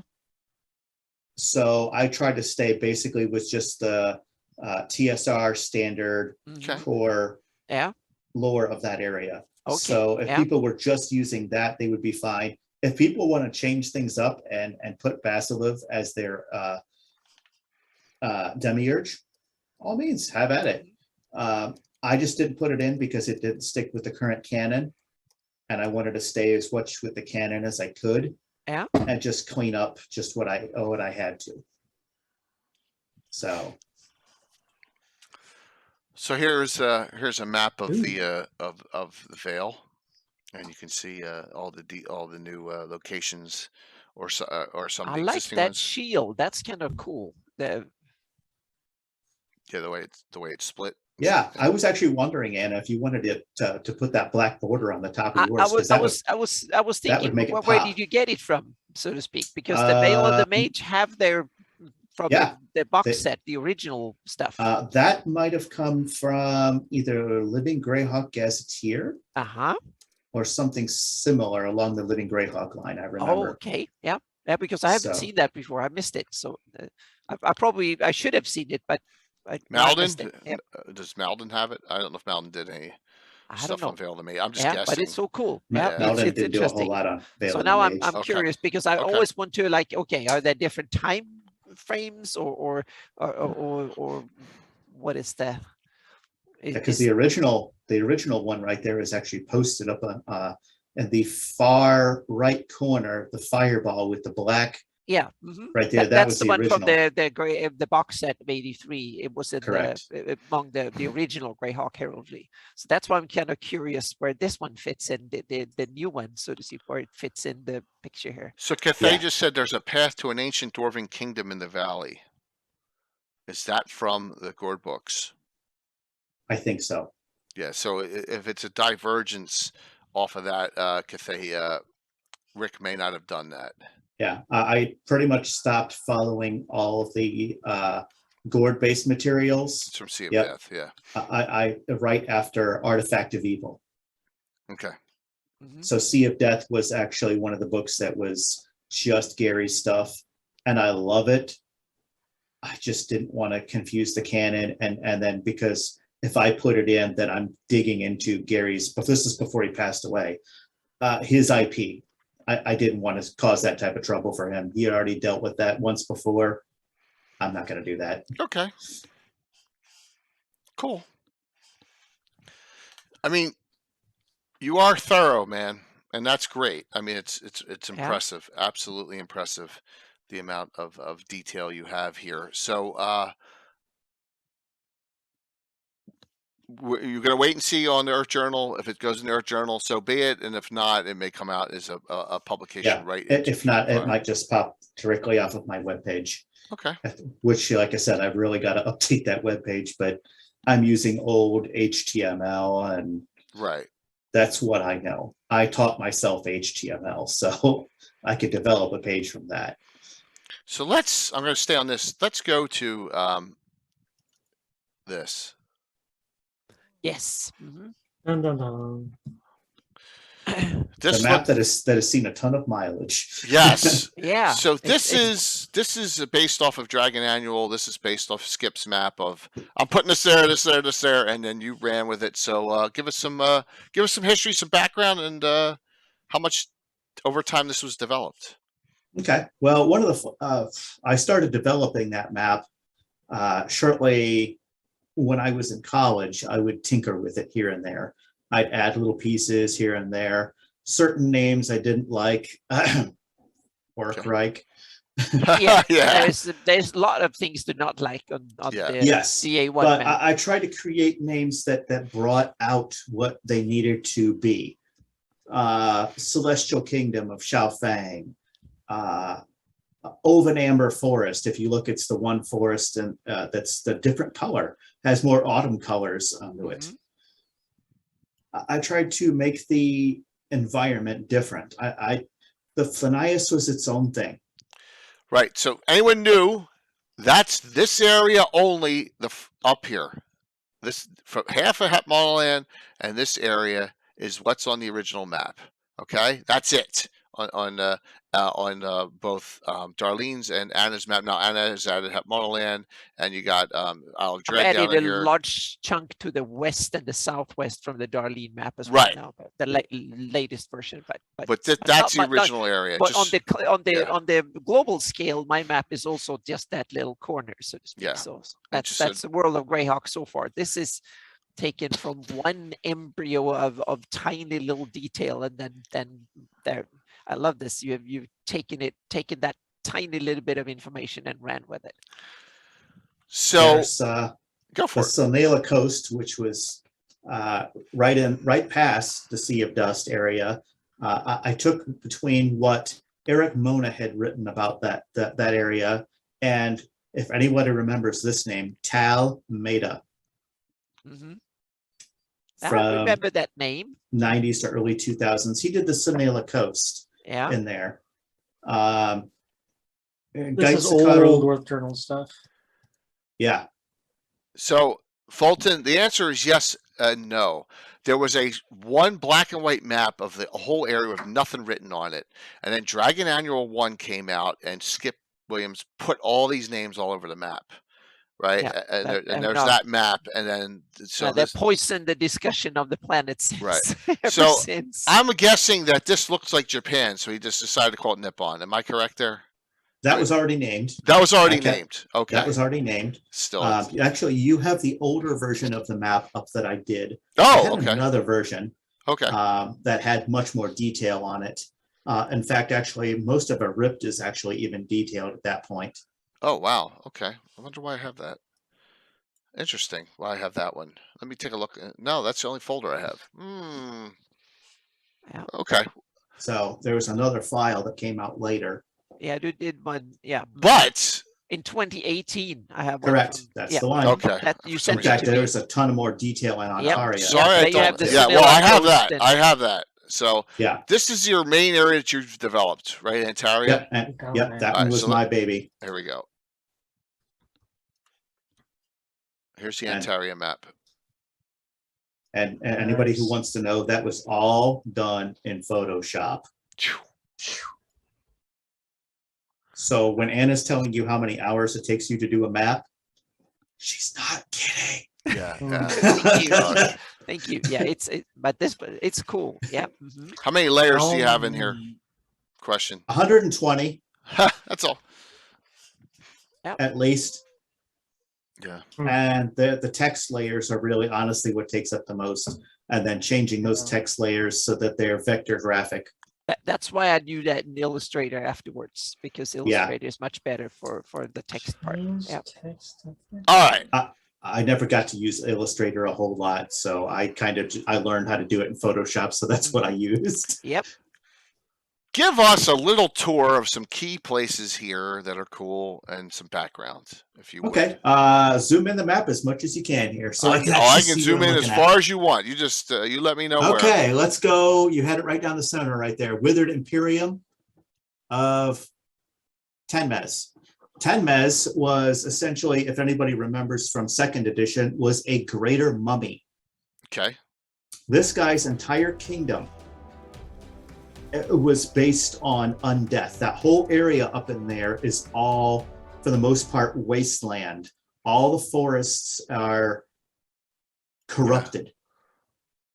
Corpse. Undead are a very strong form, but humanoids like orcs and such like that still exist in these areas. Tenmez has a hate relationship with the Elven Confederation of Kel'Thas, which is to the actual left on the map there. Okay. He would send hordes over to that area to destroy the elves. His entire focus was to destroy the elves, because the reason he's a mummy is because of them. They would not give him the secrets of longer life. It sounds like a little like what happened to our Numenorian who landed trying to land on the Greyhawk, right? Trying to get eternal life. Yeah, except but that's awesome. His entire area is just run with undead, every type of undead. So it looks like the Tangled Forest and the Oasis of Narcea are not completely blighted. They're not completely, but if you look at the shade of the forest compared to the others, right, it's darker on purpose. Okay. Okay. Wow. So if you found any Fae in that area, they would be unseelie. So it looks like he's a pretty bad dude. Yeah, and he's not even the worst threat. Oh, okay. What is this? If you go all the way to the far right lower corner area, the Dismal Empire of Bralak. Ooh. Okay. That is the one who casts the spell. If you're familiar with any of the old Forgotten Throne stuff, when he cast the spell, it was similar to what was called a mythal. Uh-huh. And he locked the entire continent in time. So the entire continent was locked down for over 1,000 years at that point. That's why no one knows it was there. You have a vague recollection. When he did so, the shattered wastes of Hazarothia are named for when he cast the spell. It turned that entire area into similar to the Sea of Dust. Sure. It just destroyed everything around it. That entire area is that wasteland. area as big as the Sea of Dust? It seems that way. Yeah, it's Maybe about the bigger. same. Yeah. Well, when he cast that spell, it destroyed that entire land because he drew from the life energy of that area and just sucked it out. Oh, he's is this guy The from spell. Dark Sun? What's that? So is this guy from Dark Sun? Oh, no. But the spell was just nasty. I developed it a long time ago as a 10th level spell called Desolation. Nice. Wow. Oh, What is there's no is he a lich or is he something else? Or he is the only Sul lich that you will find in that land. oh, Rich Longitalis just got excited. The only Sul lich that you will find in that land is Sul him. lich. Even better. He was bad news. And if you wanted a level for first edition or second edition for him, 29th to 30th. Oh. So even he kicked the Harper's ass in Forgotten Realms.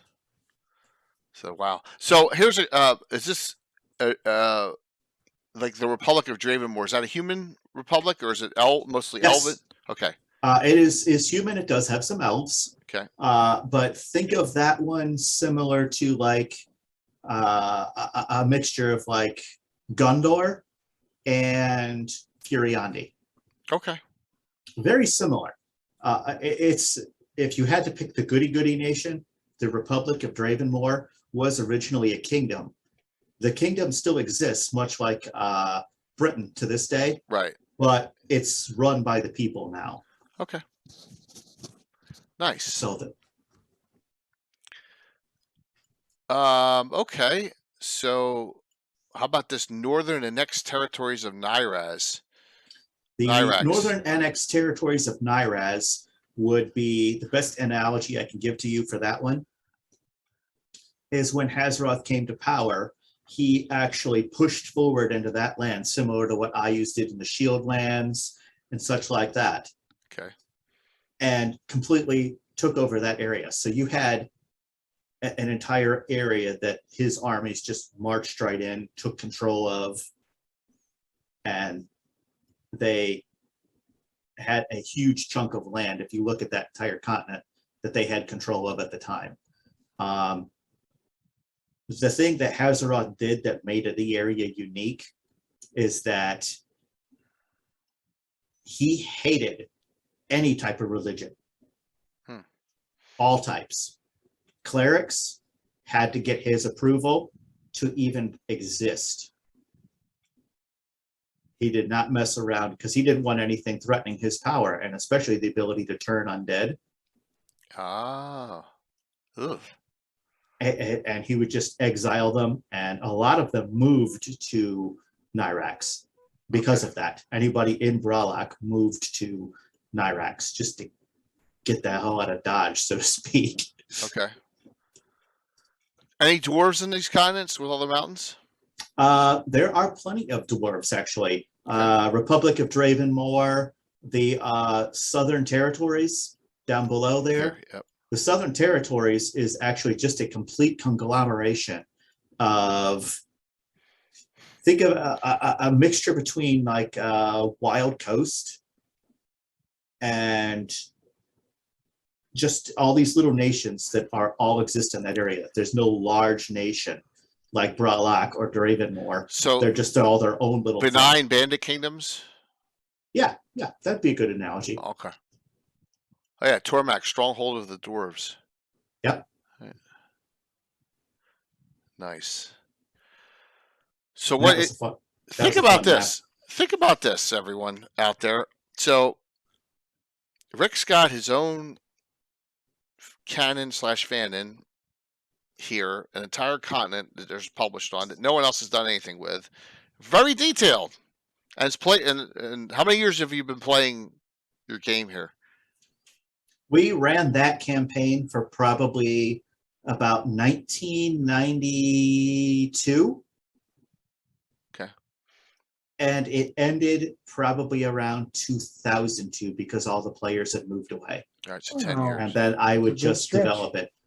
In fact, there's certain areas that I've given them to give credit to them playing in the game. So it's just very similar to what Gary Gygax did.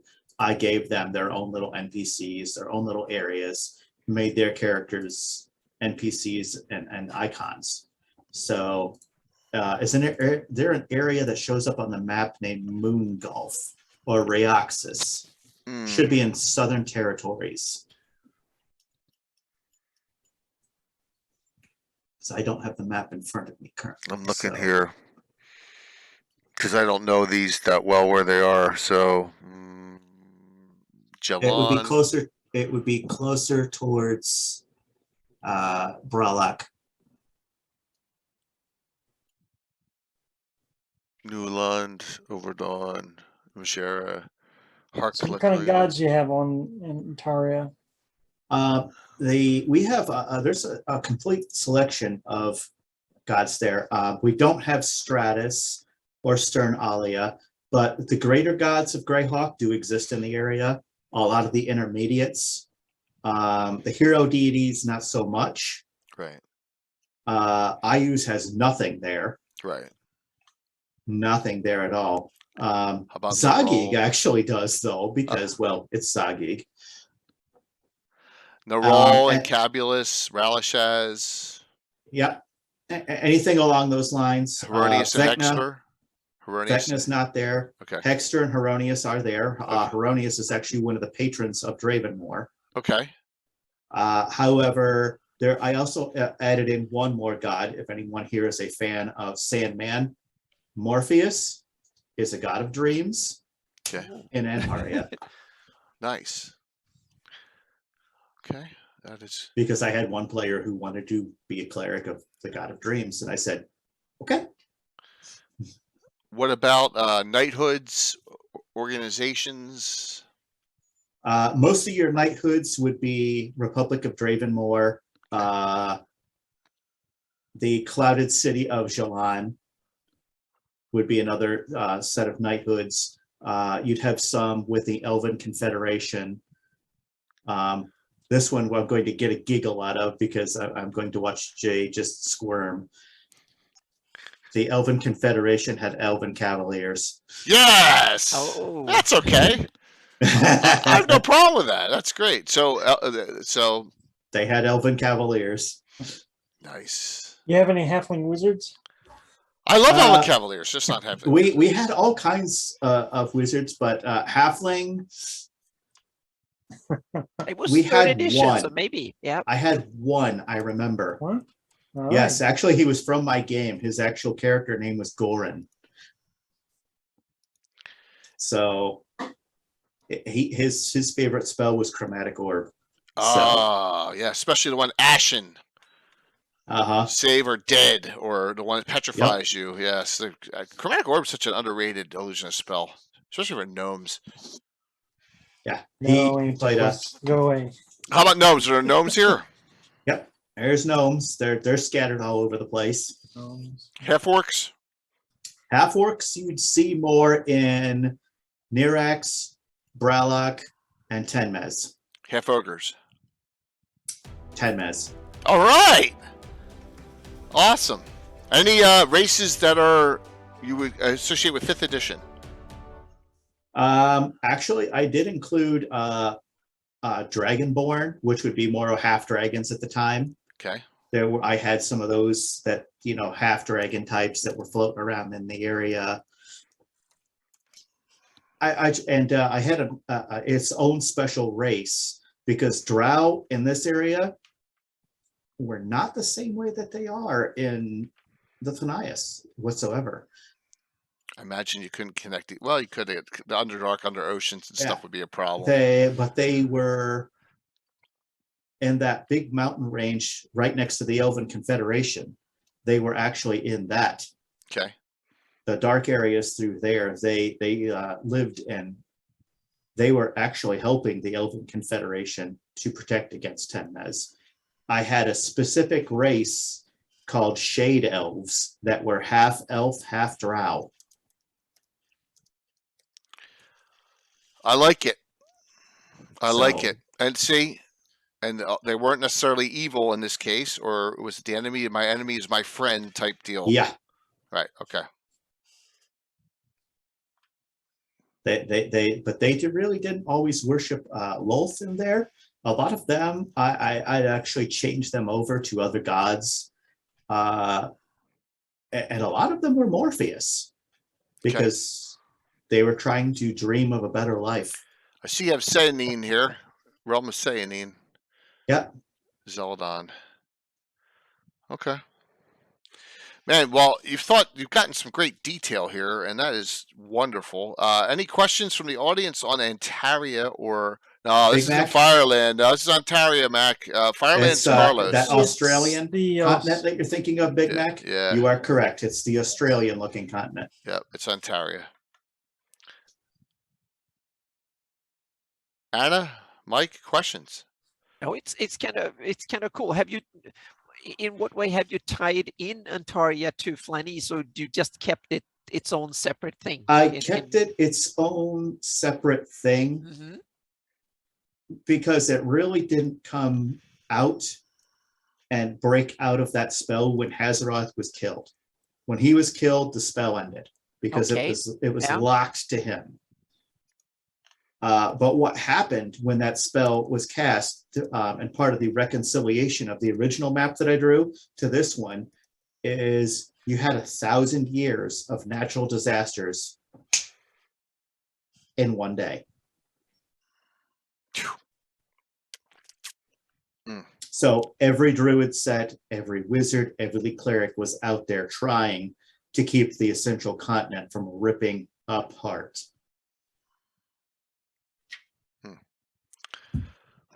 So basically, those 1,000 years, they were still existing within, but they just couldn't go outside, right? Yeah, there was no real way out except planar travel. Okay. And then getting back in would essentially be a pain in the butt. There is a net book for Antaria. Yes, Big Mac. All right, here we go. Dun, dun, dun, I actually have an updated version on my computer as well. Ooh. That was the original version that was put out onto the internet in the 90s. And then we have... And you look at the old World of Greyhawk logo from the old World of Greyhawk ring. Antaria, the Sulwi's Conundrum. That's an adventure. Yeah.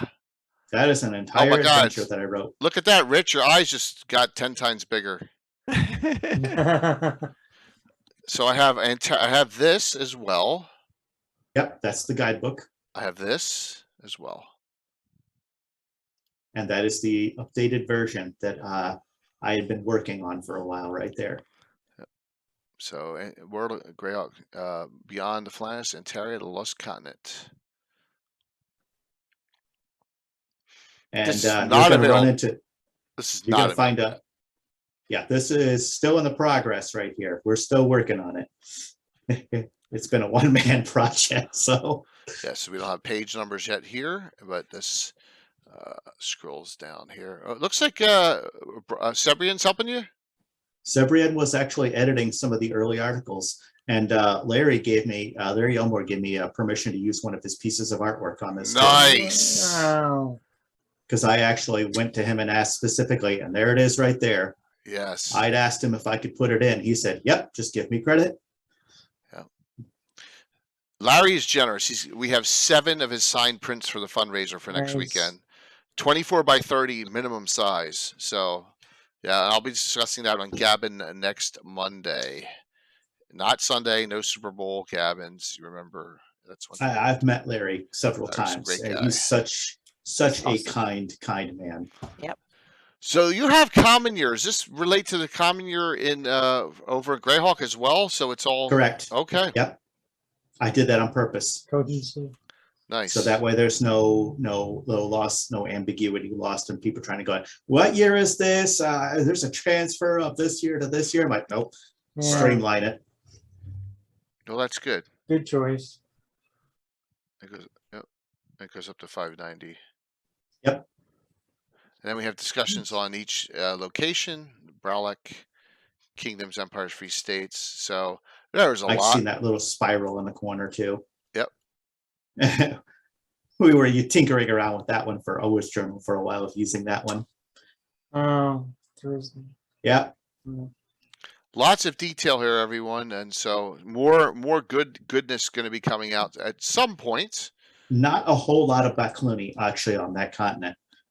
When the Souls did the migration, they went south.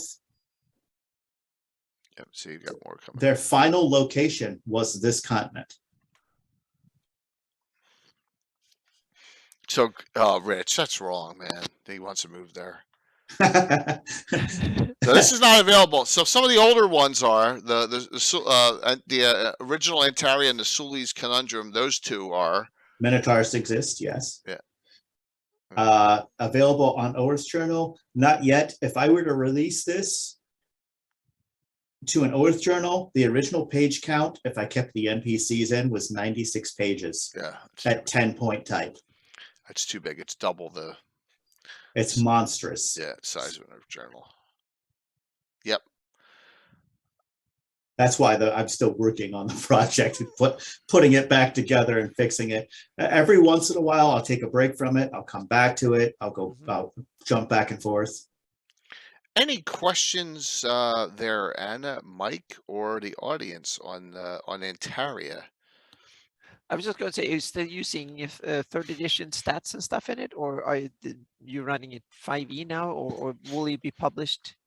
I was thinking of, for the stats, what I wanted to do is, I don't really want to continue putting stat blocks in. I want to make it kind of neutral. Mm-hmm.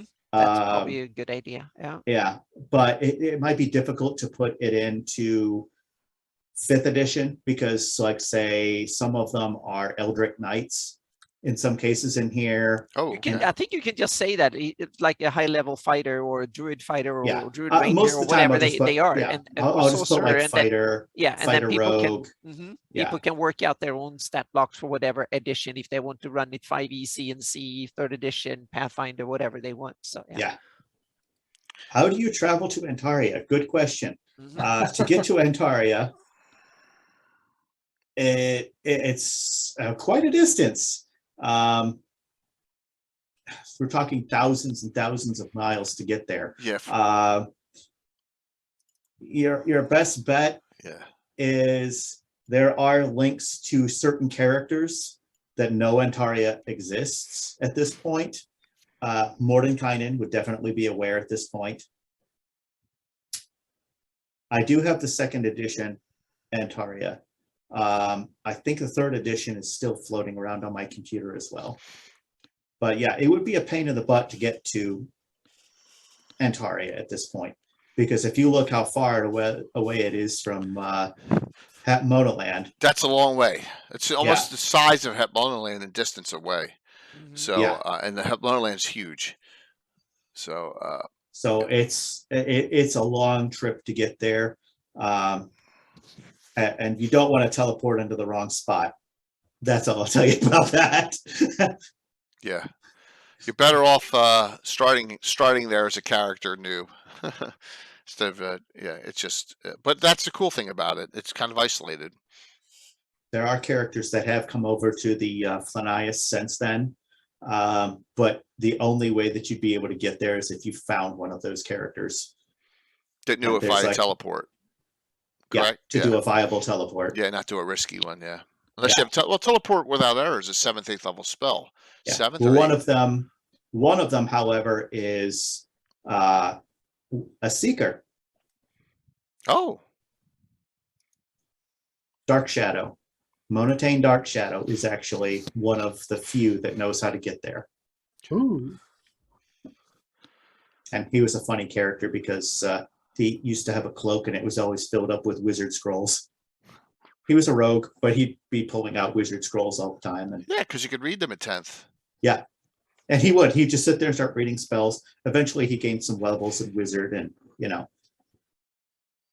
it's super cool. He'd be like a 5th edition or even 3rd edition arcane trickster. Here comes Monkey Boogers Tino in. Whoops, what did I do there? Thanks, Tino. Thank you very much, man. Really appreciate it. getting in, talking some great stuff with Duicarthan, Rick Miller, talking about Antaria now. So any other questions about Antaria? Because there's a couple other ones we want to get to before the night's out. Oh yeah, please. Yeah. Go on. Mm-hmm. Okay. Here's so I'm glad I had this. I've had this on my computer for a long time. I'd open up on the wrong side. I hate that, man. Give me 1 second. So if you know what Jim Ward's book is, then here's the 3rd edition conversion for it, right? So we have this. So Yeah, if you go to this and you want all these magic items, and there's like Wave and Whelm and ones from modules are in here too. So this is the magic item compendium conversion for a lot of magic items in the Earth. That's all Jerry Minor art so far. Nice.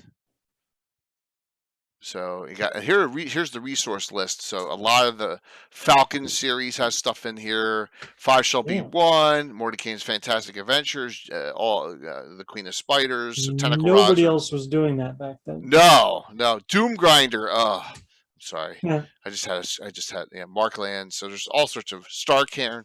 Great. All first and second edition conversions to 3rd is here, and they're all in alphabetical order. So you're going to have,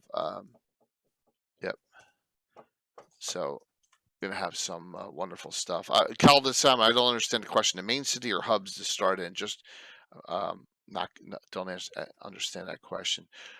So any highlights in this book that you could think of, Rick, that you're really proud of yourself with? Just the entire thing. I mean, it's undertaking. It was a massive undertaking because this 65 pages of magic items, all from the world of Greyhawk. Yeah. Keep in mind, it is still 3rd edition Dungeons and Dragons because that's what I converted it. But there are so many fun items in there.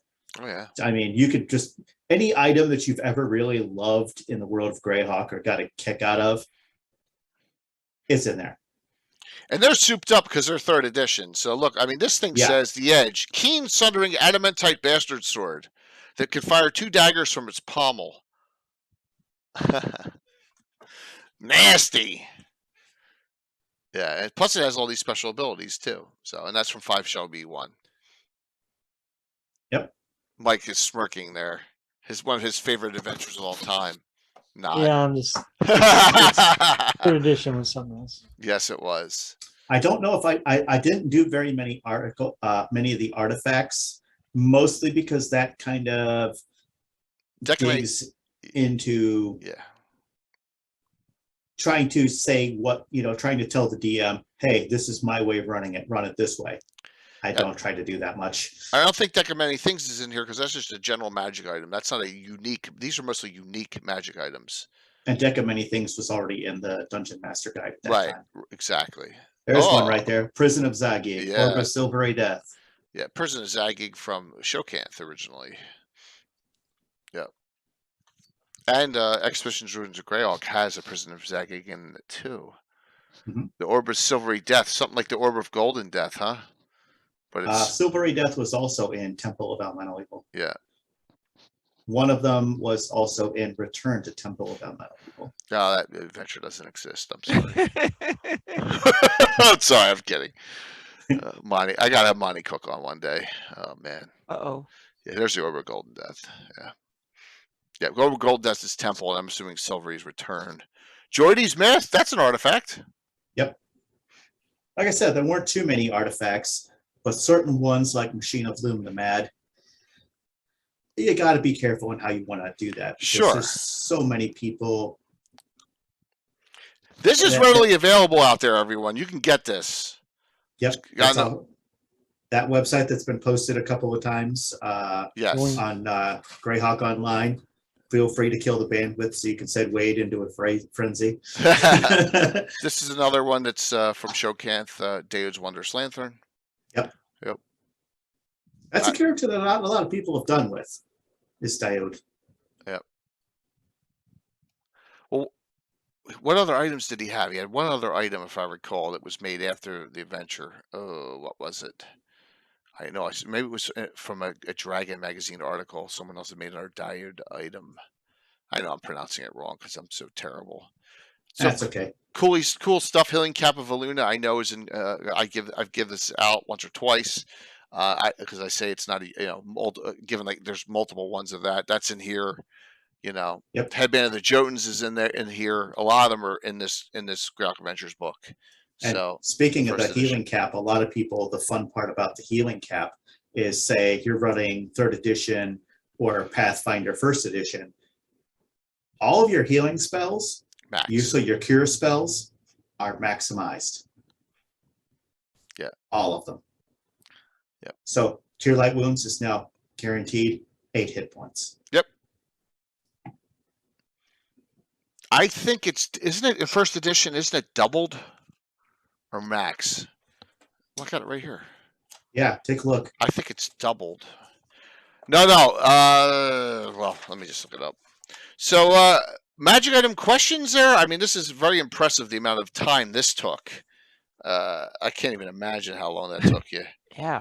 A while. You must have had some few years off that you didn't work and just worked the bits. Sure, man. Yeah. So that ironically, a lot of this stuff was done simultaneously while doing Oath Journal. So So Wow. in 1E, when worn by a cleric, it restores double the number of hit points restored by any of the various cure wound spells. So we had this argument in my game all the time.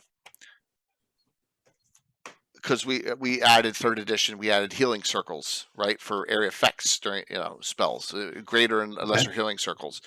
Well, I said the healing cap doesn't work there. That's not a cure wounds spell. That's an area effect healing spell. So I have that fight going on still to this day with my players, because cure light, cure serious, cure critical, cure wounds.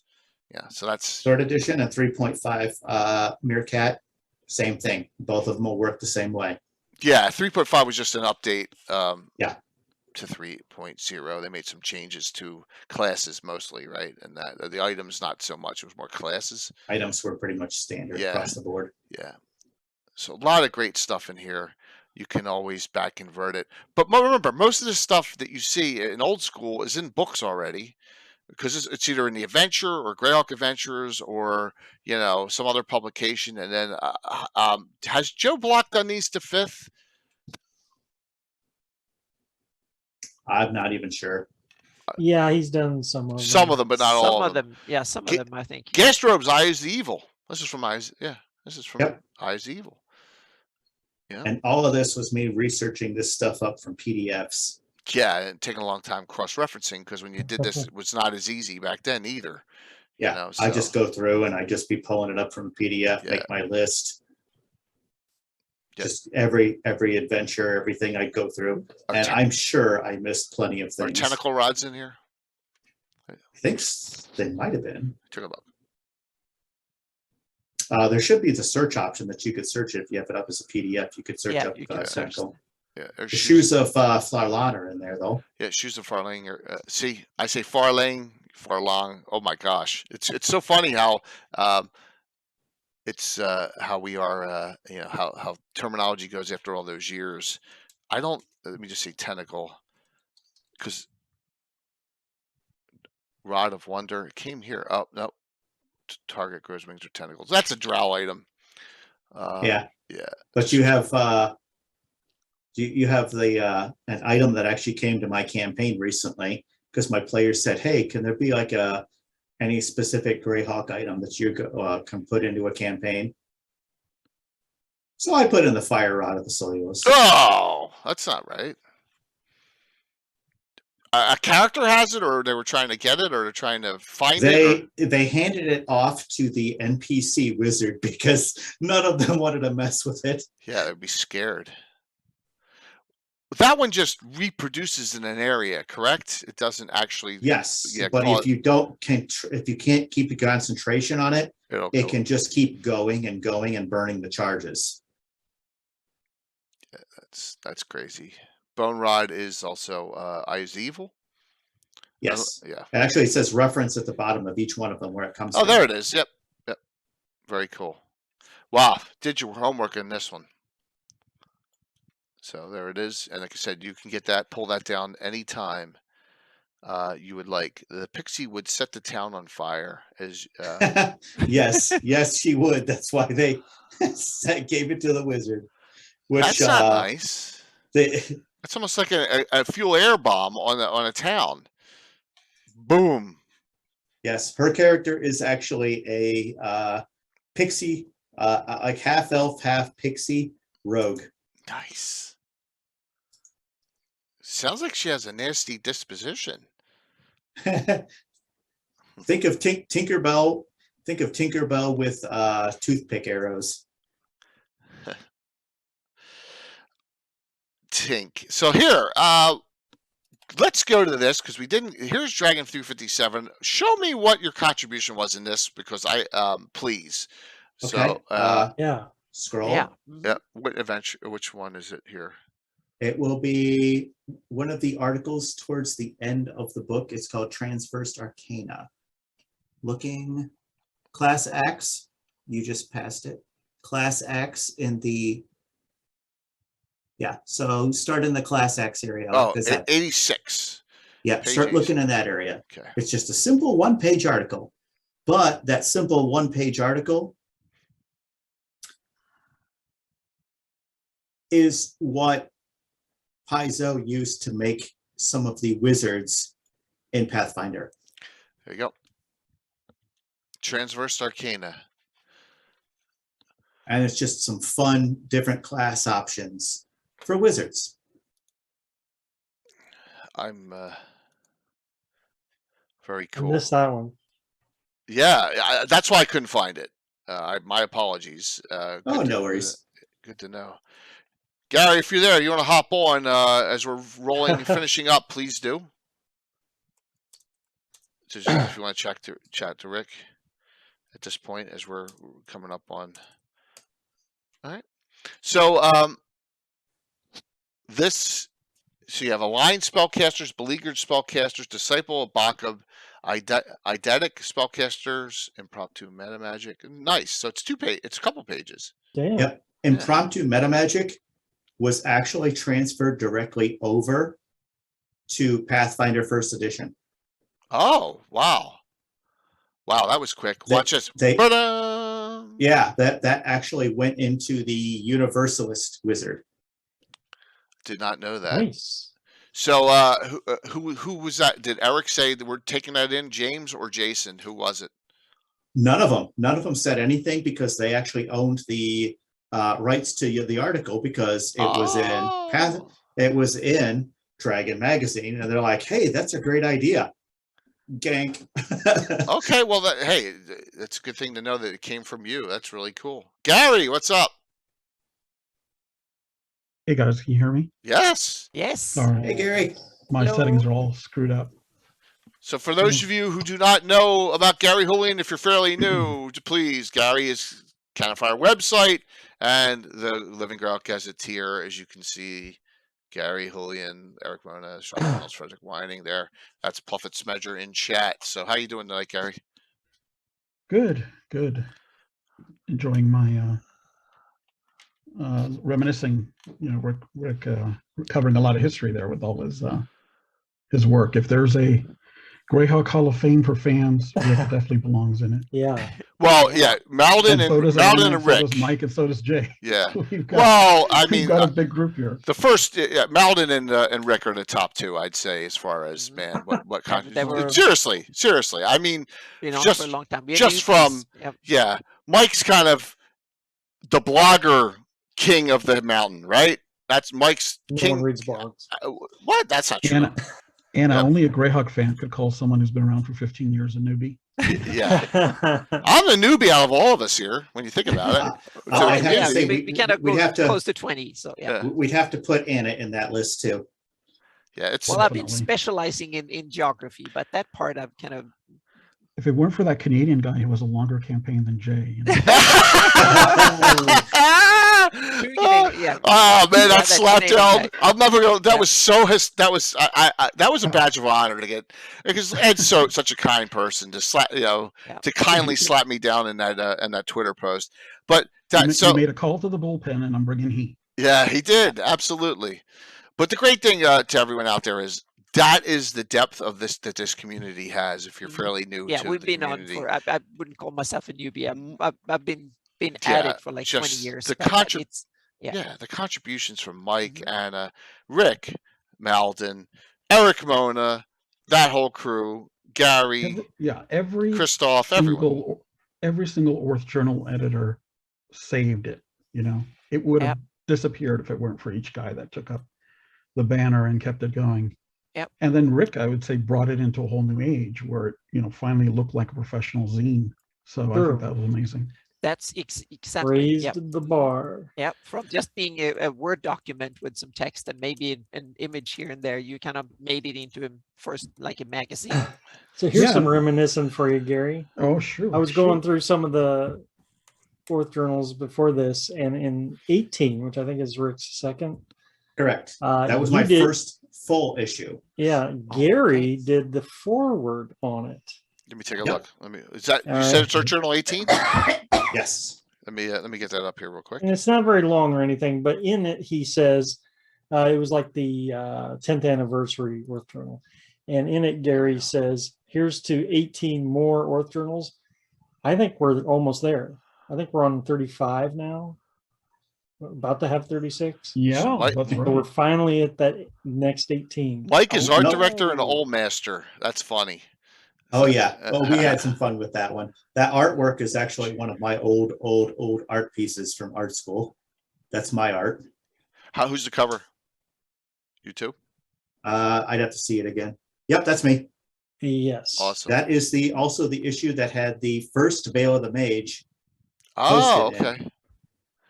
So is this a Teresque or non-Teresque edition? Where's the right there, page 13. Okay. Where is the? I'm looking for Gary. Here it is. Right There's there. Gary. Here's the 18. It's real short. Yeah. Real short. Nice pickup, Mike. Wow. Yeah.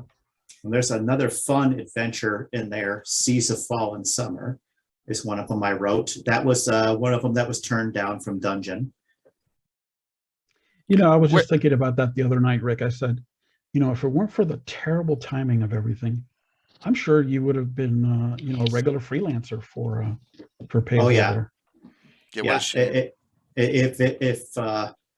If things wouldn't have tanked the way they did, and they especially since Paizo moved everything in-house in 2008. Yeah, and I wouldn't even call it a tanking. I would just say that was a intentional pivot towards the iceberg.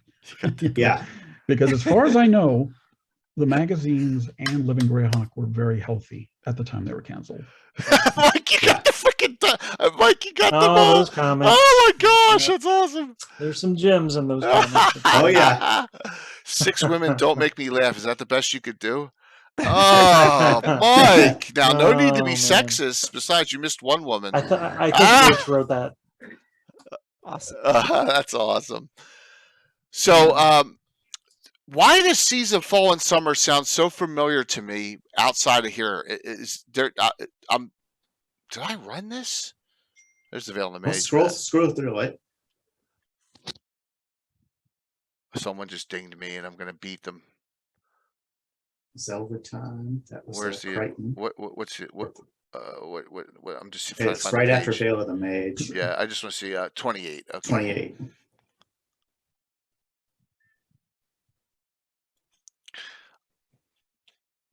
You know what? Give me a sec. I am going to show something I rarely show.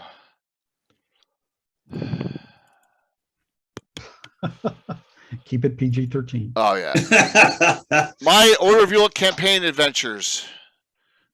Let's take a look here. Oh my God, that looks like it's been done with a typewriter. It was back then. Season of the Witches. I did it. I ran this. Number 790. I knew it. I knew Seas of Fallen Summer. Yes. There you go. I ran that adventure. Did you pay Rick the royalty or something? This is pre-stream. This is number 797. This is pre-live streaming. Altamira the Night Stalkers. Yep. So there you go. So we started streaming here at 8:21. So yeah, right there, Deal Nice. from Knuckle Paler was the first one. Yeah, so it was before that. So look, right here is Expedition of Ruins of Greyhawk, chapters 1 and 2 was 804. So we ran this a few months before Expedition's Ruins of Greyhawk. So there you go. I knew it sounded familiar. Nice. Wow. Okay. Yep. Yep. And I had another adventure that was fun in there too. Not in that issue, but if anyone ever remembers Darna Kurian's Doom. Sure, from the Adri. Mm-hmm. Yep. There's an adventure in Oath Journal about that too. So if I remember this, this was a good adventure here. Yep. Sea of Dust. Yeah. Yep. Yeah, we have to do a little bit better job, I guess, of pointing fans to all the resources they have. Oh yeah. It's tough. There's so much out there, but yeah, I agree 100%. And the fun part about that adventure that Jay was I actually used the environment. If you remember correctly, the slanted hallway, I started using the environment against the players rather than a monster or a trap. So all of a sudden they're just like, wait, what's happening? Yeah. No, this has got to be, I'm going to say this, I ran that in 2016 or 17. So it was not that long ago that I ran that adventure. So very cool. Look at that. So I heard your discussion earlier, and I just wanted to add an anecdote, which was that please. Eric did contact me and say, basically this is the last shot, at a Paizo Greyhawk article in The Last Dragon. And he literally said, you can write anything you want because it's your last shot. Going back to this. Yeah. And my first thought was, okay, I want to do this article that Rick and I had been talking about for a while. So that's what ended up being I wanted to leave an imprint on those characters that are so famous to the setting that would hopefully carry on. But little did I know that we'd get books like Tasha. Yeah. But Gary, this discussion tonight. I actually heard some of the Wizards guys talking on a stream about Tasha's history on YouTube, and I was wrongly. Like, ouch! Ugh. Yeah. But it's like walking on caltrops. Well, and that's one of the things that I would love to, if he ever sets the meeting. I'm going to bash like Wininger said he would do that, and we still haven't met. That needs to come out, like some of the history of this.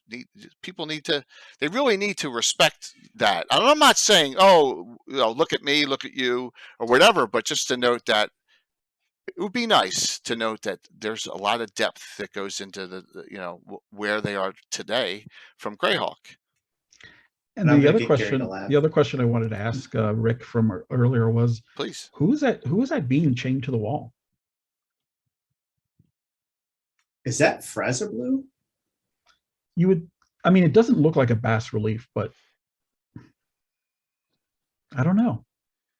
Sometimes the art order goes out and you don't get to really participate in it. Yeah, we really didn't get to see any of the artwork that was going to be on this. So like that one where you're pointing out earlier, the robe, I'm like, no. When Eric was my actual editor on an article, he would actually send me the art order. We'd edit it. He would send me proofs and drafts, and then, we would finalize it. So the Death Knights were done, I think, in a more collaborative way, but it still looks cool. I just don't know what the reference is to there.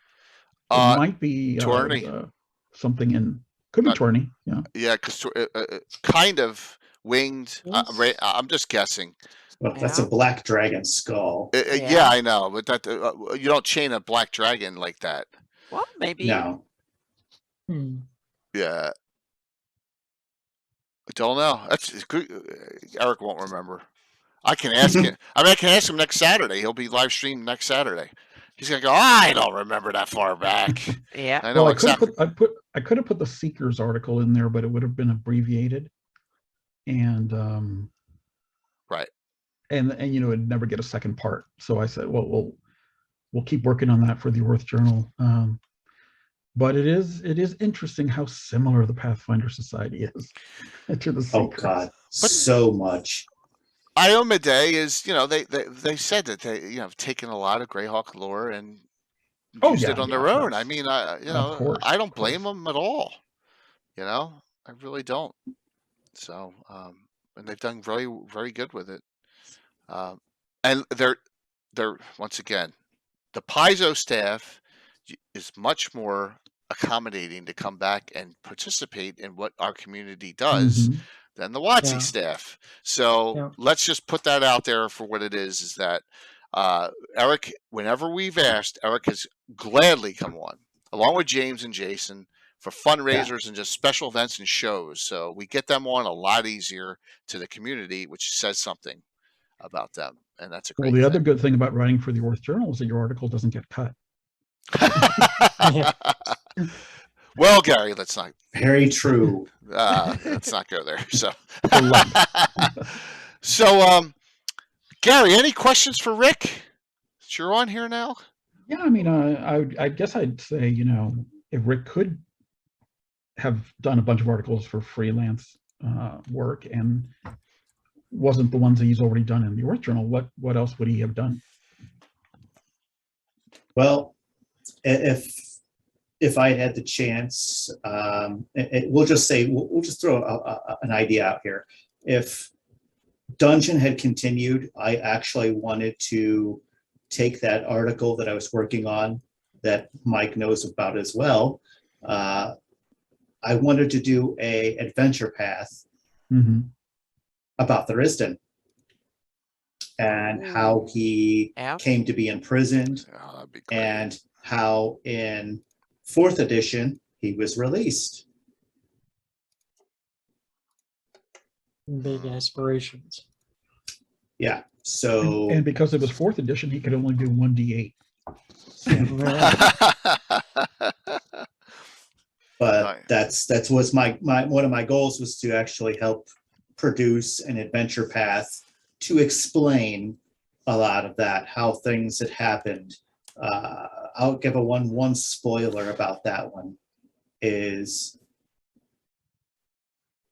Nurul's scythe was destroyed. And that's how the Raven Queen took up his portfolio. Wow. Rick don't do low-level concepts. He's No, I was going to say, if I was going to propose a for the gusto adventure path at the exact same time, I probably would have gone a little more low fantasy, nitty-gritty, survey the East Coast, the Great Kingdom, which never got too much attention. A travel story, travel. But then Paizo boys love them demons. So, boy, yeah. Yeah, so I probably have to end on the Abyss. Yeah. So, Anna, Mike, any final questions? I mean, Rick, we just scratched the surface here. Oh, yeah. I mean, there's so much we could go through. Not a question, just a comment, because I know we don't have time to talk about all of the Orth Journals he's done, but I do have to mention Orth Journal 23 is the Mar Castle issue he did. He actually got Robert Kuntz to provide a lot of stuff, a whole nother level of the castle. That's, I don't think anyone else has here it is, accomplished that besides Eric Mona. That's fantastic. Yep. So that's and a then, huge issue. If you look at the same time, there's Seltaran. Yeah. Which is also linked to the Seekers heavily. It's an entire town/city. You've got the Mystic Catalog, something we just went over, of the Company of Seven, and the Seer of Ernst. So people ask me what does a Company of Seven mean? So when you look at the glossography from 1983, Gygax described a whole bunch of relationships there between quasi-deities and other high-level personages. And it implies prior relationships, right? And the idea of the Company of Seven is to kind of help backfill that explanation. Why do they have all these connections? And if you look at the timing, it seems like they're from an era that's maybe about 200 years before the present. So that's how that all came to be. And I know it's not what Gygax did in his campaign. It's not what he intended, but it's not what he intended. What did he intend? Because some associations are crazy. I know he had a lot of time to tell us, but he didn't have a platform to do it. So at some point, we fans go with our own headcanon, and it's just like the Castle Greyhawk. We probably never get a satisfactory answer for what that was like. But Eric gave us that book, which we can play off of. Wow. So if you guys look right there, the Gleaners, that was who actually currently works for Paizo now. Mm-hmm. The Gleaners was Adam Daigel's first publication credit of the one who took the first chance on him. Oh, Right. Cool. Yeah. Adam Daigle. He's awesome. Yeah. Yeah. Yeah. Wow. Yeah, I've edited some of his So he stuff back started then. in Earth Journal. That's fantastic. Look at that. So that was a donation. That $5 was a donation for the fundraiser. So I already have that. So yeah. Hey, So, nice. Yeah, we're up to $205 already of our goal. I set the goal at 15,000 to start. So, but that's what that was. So, yep. Thank you. It's special for Duicarthan. That's very nice and Gamarand. So, wow. Well, that's great to hear that this is a start point. So, note that if you can get all of these Earth journals for free right off of Greyhawk Online, right to the site, and you can download them all, and just you can look.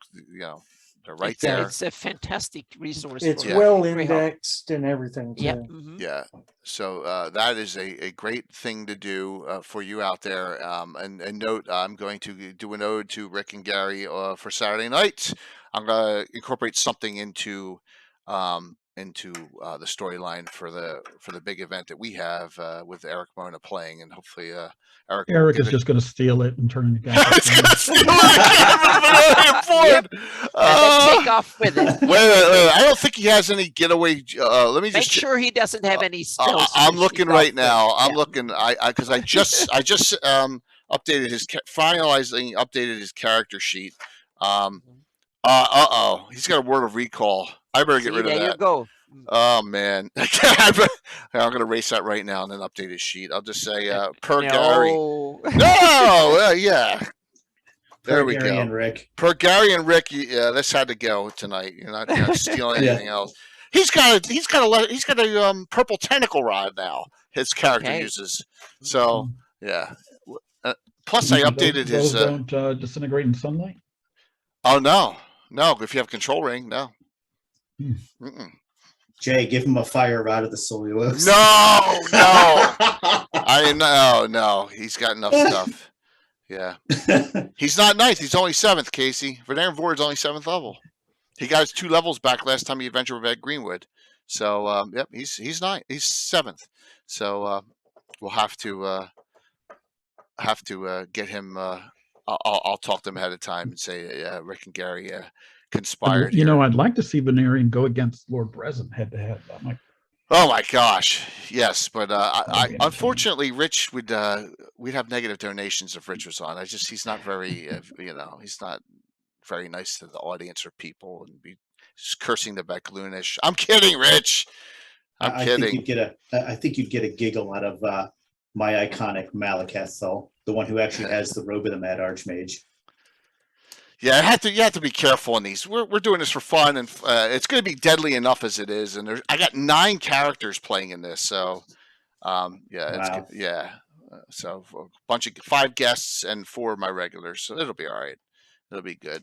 So, Rick, anything you want to say in closing here? I mean, thank you for coming on here. What a great discussion. We're going to have you back because we're going to do in-depth Earth Journal discussions. I think another thing we should really do. We got to get Wade, Eric, and at least Nellisir to Nathan Irving to see if we can get a hold of him and see if he can come on too. We wanted to do that. We've wanted to do that forever and have have all the Earth Journal editors on at the same time. Nathan's still around, so not too frequently, but he's still around. Yeah, I see him he's been on Discord once or twice. I've seen him. Yeah. Steve Wilson, I don't know if he's still around. Don't think I've ever met him. Hammer Lane, yeah. His heyday was in the 90s. Yeah, I haven't heard about him for probably 10 years. Well, if we have three or four, that wouldn't be too bad. I mean, we've tried to have a Wizards 3 discussion and could never get Kuntz for it. So, we have Ed Greenwood more than we got Ed Greenwood twice coming up in the next couple of weeks. So, we'll have to see. So, anything, Rick, you'd like to say? I mean, people are this one's just to make Gary laugh because it's worth it. So, Siege, you're still using our ideas, Wizards of the Coast. Gary and I would definitely love to help rewrite some more for you. Yes. Just open DM's Guild and stand back. Mm-hmm. Well, that's part of this supposed discussion I'm supposed to have with the director. It just keeps on getting not officially scheduled. So I'm working on that. I hold people that are promises when they especially when they put it in writing. So we're trying to get to that point where I think that they're losing out on a lot of detail that they could have from this community. So let's hope that happens. And Greyhawk is a community more than anything else. Every single one of us has helped to make this come about. We've run ideas off of each other for years. Gary, Mike, all of us, we'd start posting this stuff back even in the old IRC channels. And it's like, what do you think about this? Does this sound good? Or am I off my rocker? Yeah. And that's, I think, what makes it fun is to be part of a community where, you probably agree on 80%. You argue on those other 15%. And then you make fun of them on the 5% that you don't want to talk about. I still maintain that Joran Crimea is not redeemable. I would just start fresh. But I really like what Rick has done with that book, so everyone should check it out. Sounds good. It definitely needed some cleaning up. Yeah. And I won't say if you ever read the stuff on him, I've never really stated him as a good character or an evil character. You should blur the lines enough so that he can be, what Guy Gax was thinking or really what any he really should have been just left as a MacGuffin for any DM to create. What is the Mage of the Veil in your campaign? That's the nice part about just the way that I have him in there. It's like he's there, but he's in the plane of shadow half of the time. Are you sure you're not talking to Nero Darkspring? Or are you talking to Joran Crimea? Or are you talking to a Valley Elf who's been unfortunately changed into Joran Crimea for the day and is now the Pinata?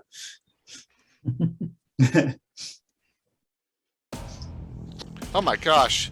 So thank you, everyone. The funny thing is that this is, we don't start officially till February 18th, but we appreciate it. So trust me, St. Jude, we got a long way to go on this one. So what a great discussion tonight, Rick. Thanks for coming on, man. Just love this detail. Let me go back to the main. Anytime. We'll definitely make this a regular thing here in coming on. So why don't we do some shout outs and we'll do the 2 sets of giveaways. We'll find someone to raid into. I was going to raid into Tabletop Misfits and they don't have, they just finished, but I'll find someone as we're all talking. So who wants to start? Mike, we'll start with Mike. Well, folks, you can probably find me lurking on the Discord chats most nights, thinking about what we're going to be doing on Legends and Lore next week. Log comic episode. Oh yeah, you know what? We don't. Whoops. I didn't mean to hit that. That was a misclick. We don't have. We don't have a topic for next week yet. Wow. Yeah, that's a constant. We're usually a week or two ahead now, but yeah, we'll get a topic. So we'll deep dive. I was thinking we deep dived Legends from the Ashes. It maybe turn to deep dive this, which is 2.5, right? Oh yeah, there you go. Yeah, I'm giving one of these away tonight. Begins. Yeah, if we have to, I think that would be cool. That's what we'll do next week. We'll deep dive that if we have to. Mm-hmm. Yeah. So What else? Anything else? That's easy enough, Mike. We're all looking forward to GaryCon. I know that. Yeah, that's still down the road. It is, isn't it? Well, I can go. Yeah, Go for it, Anna. It's not that much, but it's big, so to speak. I'm wrapping up the 576, the 2022 edition of the 576 Flannies and Hypnoland map. I've got a release candidate number 2 out for my patrons. I will publish that link publicly tomorrow with all the stuff, so to speak. And it the very last bit I was delayed by about a week because I got sent a bunch of stuff to add from the Gord books, and that was kind of a wrap up from what Jason and the other have done from their reading and stuff. So I had to go through it. So there were probably about 10 or so places to add, and the very last was Bardillingham in Vale of the Mage from the Gord books. I added that. That was a road that was leading out to nowhere exactly at the spots. It was almost like I kind of thought about it before and then never got to add the city when I did that road 8-10 years ago or something like that. And so the town of Bardillingham is added in the place from the from the Sea of Death book, from the Gord books. That was the last, and there's a couple of others that added. Macroom I renamed because I don't like that name, so I actually renamed it, so it's part of the change list. And there's some other stuff from Gord book added in Veluna, and that was kind of cool. That was added in, and I added a road that was described from the stories in the Gord book, so that was kind of cool too. And also the Atlas work has begun, so I'm starting to split up, and that's basically where I would spend the next probably about 2 weeks, or yeah, about 2 weeks. I hope to be in before the end of February. I want the Atlas done, so to speak. So will be a lot of it. Takes about 45 minutes to do each page, and it's 100 pages to do. So I'll just keep doing them and working. So you'll probably not hear too much from me. I will just keep cranking out these page by page. That's just a splitting up the map and saving it. So it's kind of just a technical.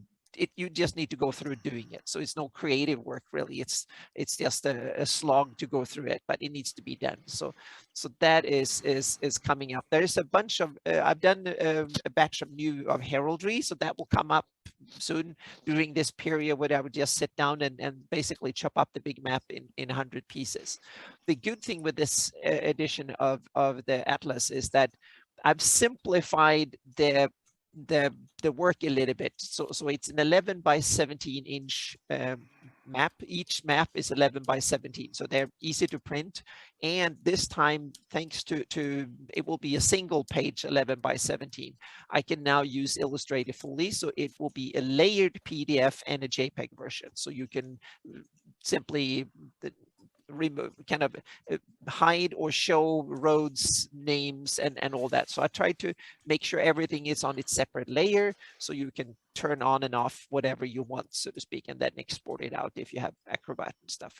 So that is coming, and that also means that you can print it in better quality because all the text and all the roads and all that is vector art, which means that it prints better than having a JPEG or a PDF that is based from a bitmap art. So that is coming, and then we'll see. I might have to cancel my game sessions this week due to some family drama, but that's not for here. That's for my players.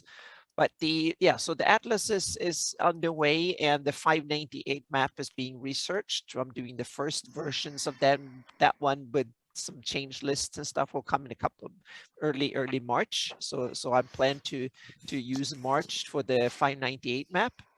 So now I have a hell of a lot of work to do, but it's fairly straightforward work this time. So it's just a lot of it. So expect me to be kind of hidden like I've been for the past few weeks, and I'll just slog through and do it. And then when we're done with this, I can kind of take a week off after GaryCon and then go on with other projects. So this has been a beast of a project, but it's kind of cool because we brought in Hypnoland, we added some stuff. The map has been updated updated on almost every front. And I have a couple of cool major updates for future maps that with Daniel Boggs, and I'm going to present that. I have a few other cool ideas down the line too of areas that needs to be looked at. And now hearing Duicarthan's awesome some things here and there that given me a lot more inspiration to dig down. So these will be projects that I will present to my top tier patrons as kind of what I'm working on in the future with ideas and research and stuff to show kind of the work process, the process from idea to research to concept, and then take the concept into finalized form and stuff. So that's coming too. So yep. Awesome, Anna. Thank you very much. Hopefully, you know, I'll get you Emery sheet shortly updated for next Saturday too. We'll talk about that in a second. Rick, what you got? Anything you would love to shout out? Well, the other thing that we're on there is my Greyhawk Online has the old conversions to 3rd edition of the NPC archives. Whether you're using them for 1st edition, 5th edition, it doesn't really matter. It gives you an idea for a ton of the NPCs that are in Greyhawk. So if you guys ever needed to look up an NPC, use it as a guideline. If it's too high level, change it. If it's too low level, change it. You're the DM, you decide, not me. I give you the ideas, here's the guidelines, run with it. And it's by region too. It's by by each region, which is really cool. I thought I had that, and I don't. What's the name of it? What's the title of it? Duicarthan 1 and 2. Oh, yep. Oh. All right.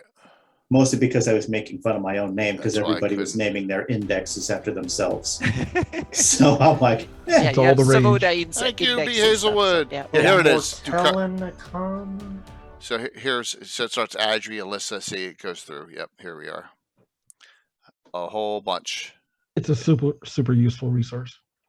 Absolutely. Yeah. And honestly, a shout out because he did pass away recently. Zavoda's index was indispensable when making those things. Yep. If you don't have a copy of Jason Zavoda's index, excuse me, get one. Absolutely. Jason, we all miss him a lot. Absolutely, 100%. Gary, what's going on, man? Oh, I was just thinking of work for you guys. No. Now Anna can start on Antaria. Expand the maps out. Oh my gosh! Yeah. Should she need literally, access? my brain's turned to mush. I can't think of anything. Just keep up with what we're working on Canfire Discord, and we'll have some new stuff soon. It's all exciting.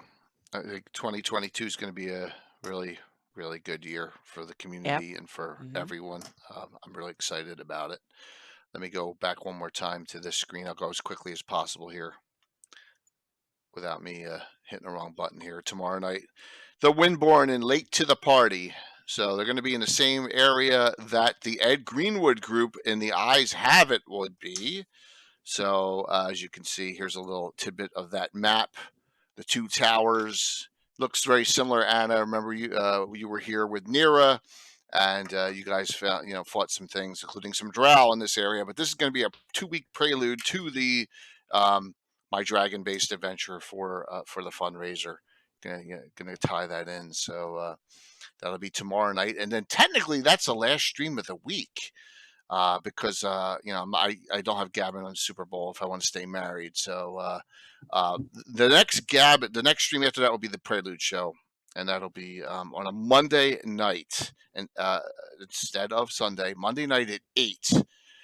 Because we're gonna have my wife and I will have a nice dinner during. She's not a big one on Valentine's Day, but we're gonna have a nice dinner. So I pushed it back to the time Legends and Lores on. So it'll be Monday night at 8. I'll have a few guests on talking about their streams.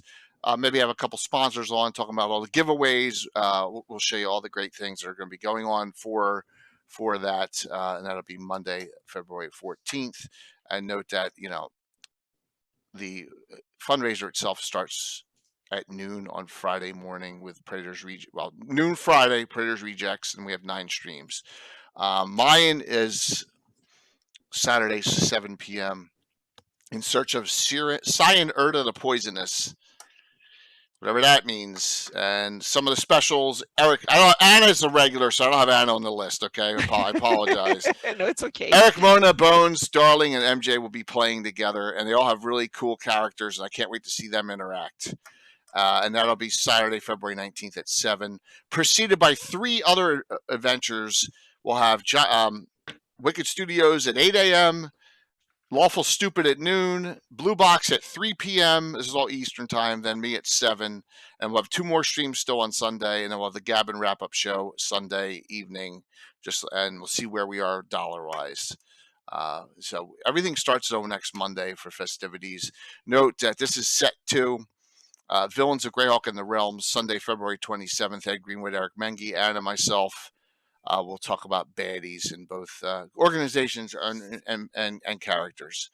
And that'll be on Sunday, February 27th. And then a big game Saturday, March 5th. The first Hollywooder here. We have Ed Greenwood, the actor Todd Stashwick. He's been like 200 things. So look him up on IMDb if you don't know who he is. Tony Winslow Brill, Eric Boyd, the father of the specialty priest, and all those deities, and Anna. And I may add one more person because Eric Menke's away on a vacation. I may add a 6th to this one. I haven't named this one yet, but we go back to 2 drink minimum, and that'll be Saturday, March 5th. That's as far out as I am with things. So thank you all for a great show tonight. Let's do the 2 giveaways. First winner gets their choice between Chainmail and Greyhawk Adventures and the Shady Dragon Inn and this Expert Adventure Temple of Death by Zeb Cook. Okay, so last call. What's up there, Armin? Last call for the giveaways. We'll do that real quick, and then we'll call it a night. We're going to raid in a careful cantrip afterwards. So let me close this out. Goats just got in, and closing. Winner, Diner Dude, who is in chat. I see them in chat. So Diner Dude, there you go. Diner, you tell me which 2 you want. I'm going to assume that you're going to want this. The adventure begins in one of these 2. One's a setting and one's an adventure. So you just tell me which 2. The second winner will get what you do not choose. Okay. Sure, man. And the second winner. Okay, cool. So you are getting the Temple of Death by Zeb Cook, and the adventure begins. Chainmail and the Shady Dragon Inn goes to Rich, Canada. So cue him. Yeah. What's that? Nix that. Do that. He can't win. Do you have if you don't have these, Rich, I will just let me know. So I will, I will figure out some other way. Which ones again? It hasn't been a while. He hasn't won in a while. So he's using the cheat dice. Cheat away. Just talking about this the other night too. He wins. Thank you everyone for such a great night. Rick, thanks for coming on. Yep. Anytime. Gary, thanks for hopping on too. And Sure. Mike and Anna, thank you. And we will continue. Let's continue with the great momentum the community has. And like I said, we'll get through this week. Then we'll talk about the fundraiser almost all next week. We're going to push toward this. Remember, we hit that $20,000 goal. And Cave Geek Art is going to be giving that custom map of Greyhawk he is making the commissions for between $3,000 and $5,000. All right, and he's going to give it as a sponsored donator gift if we get to that $20,000 goal. So I mean, it's huge. That's a lot. I mean, it's double what we did last year, but you never know. So, all right, let's raid into Careful Cantrip, and everyone have a good one. Thank you so very much. Have a nice evening. I'm gonna hit a wrong button. I almost hit wrong button multiple times. So, all right, let me set up the raid and the careful cantrip. I think they're having a little chat too. But they've been doing a lot of stuff with us and really supporting the community behind the scenes, and great people here. So let's set that up.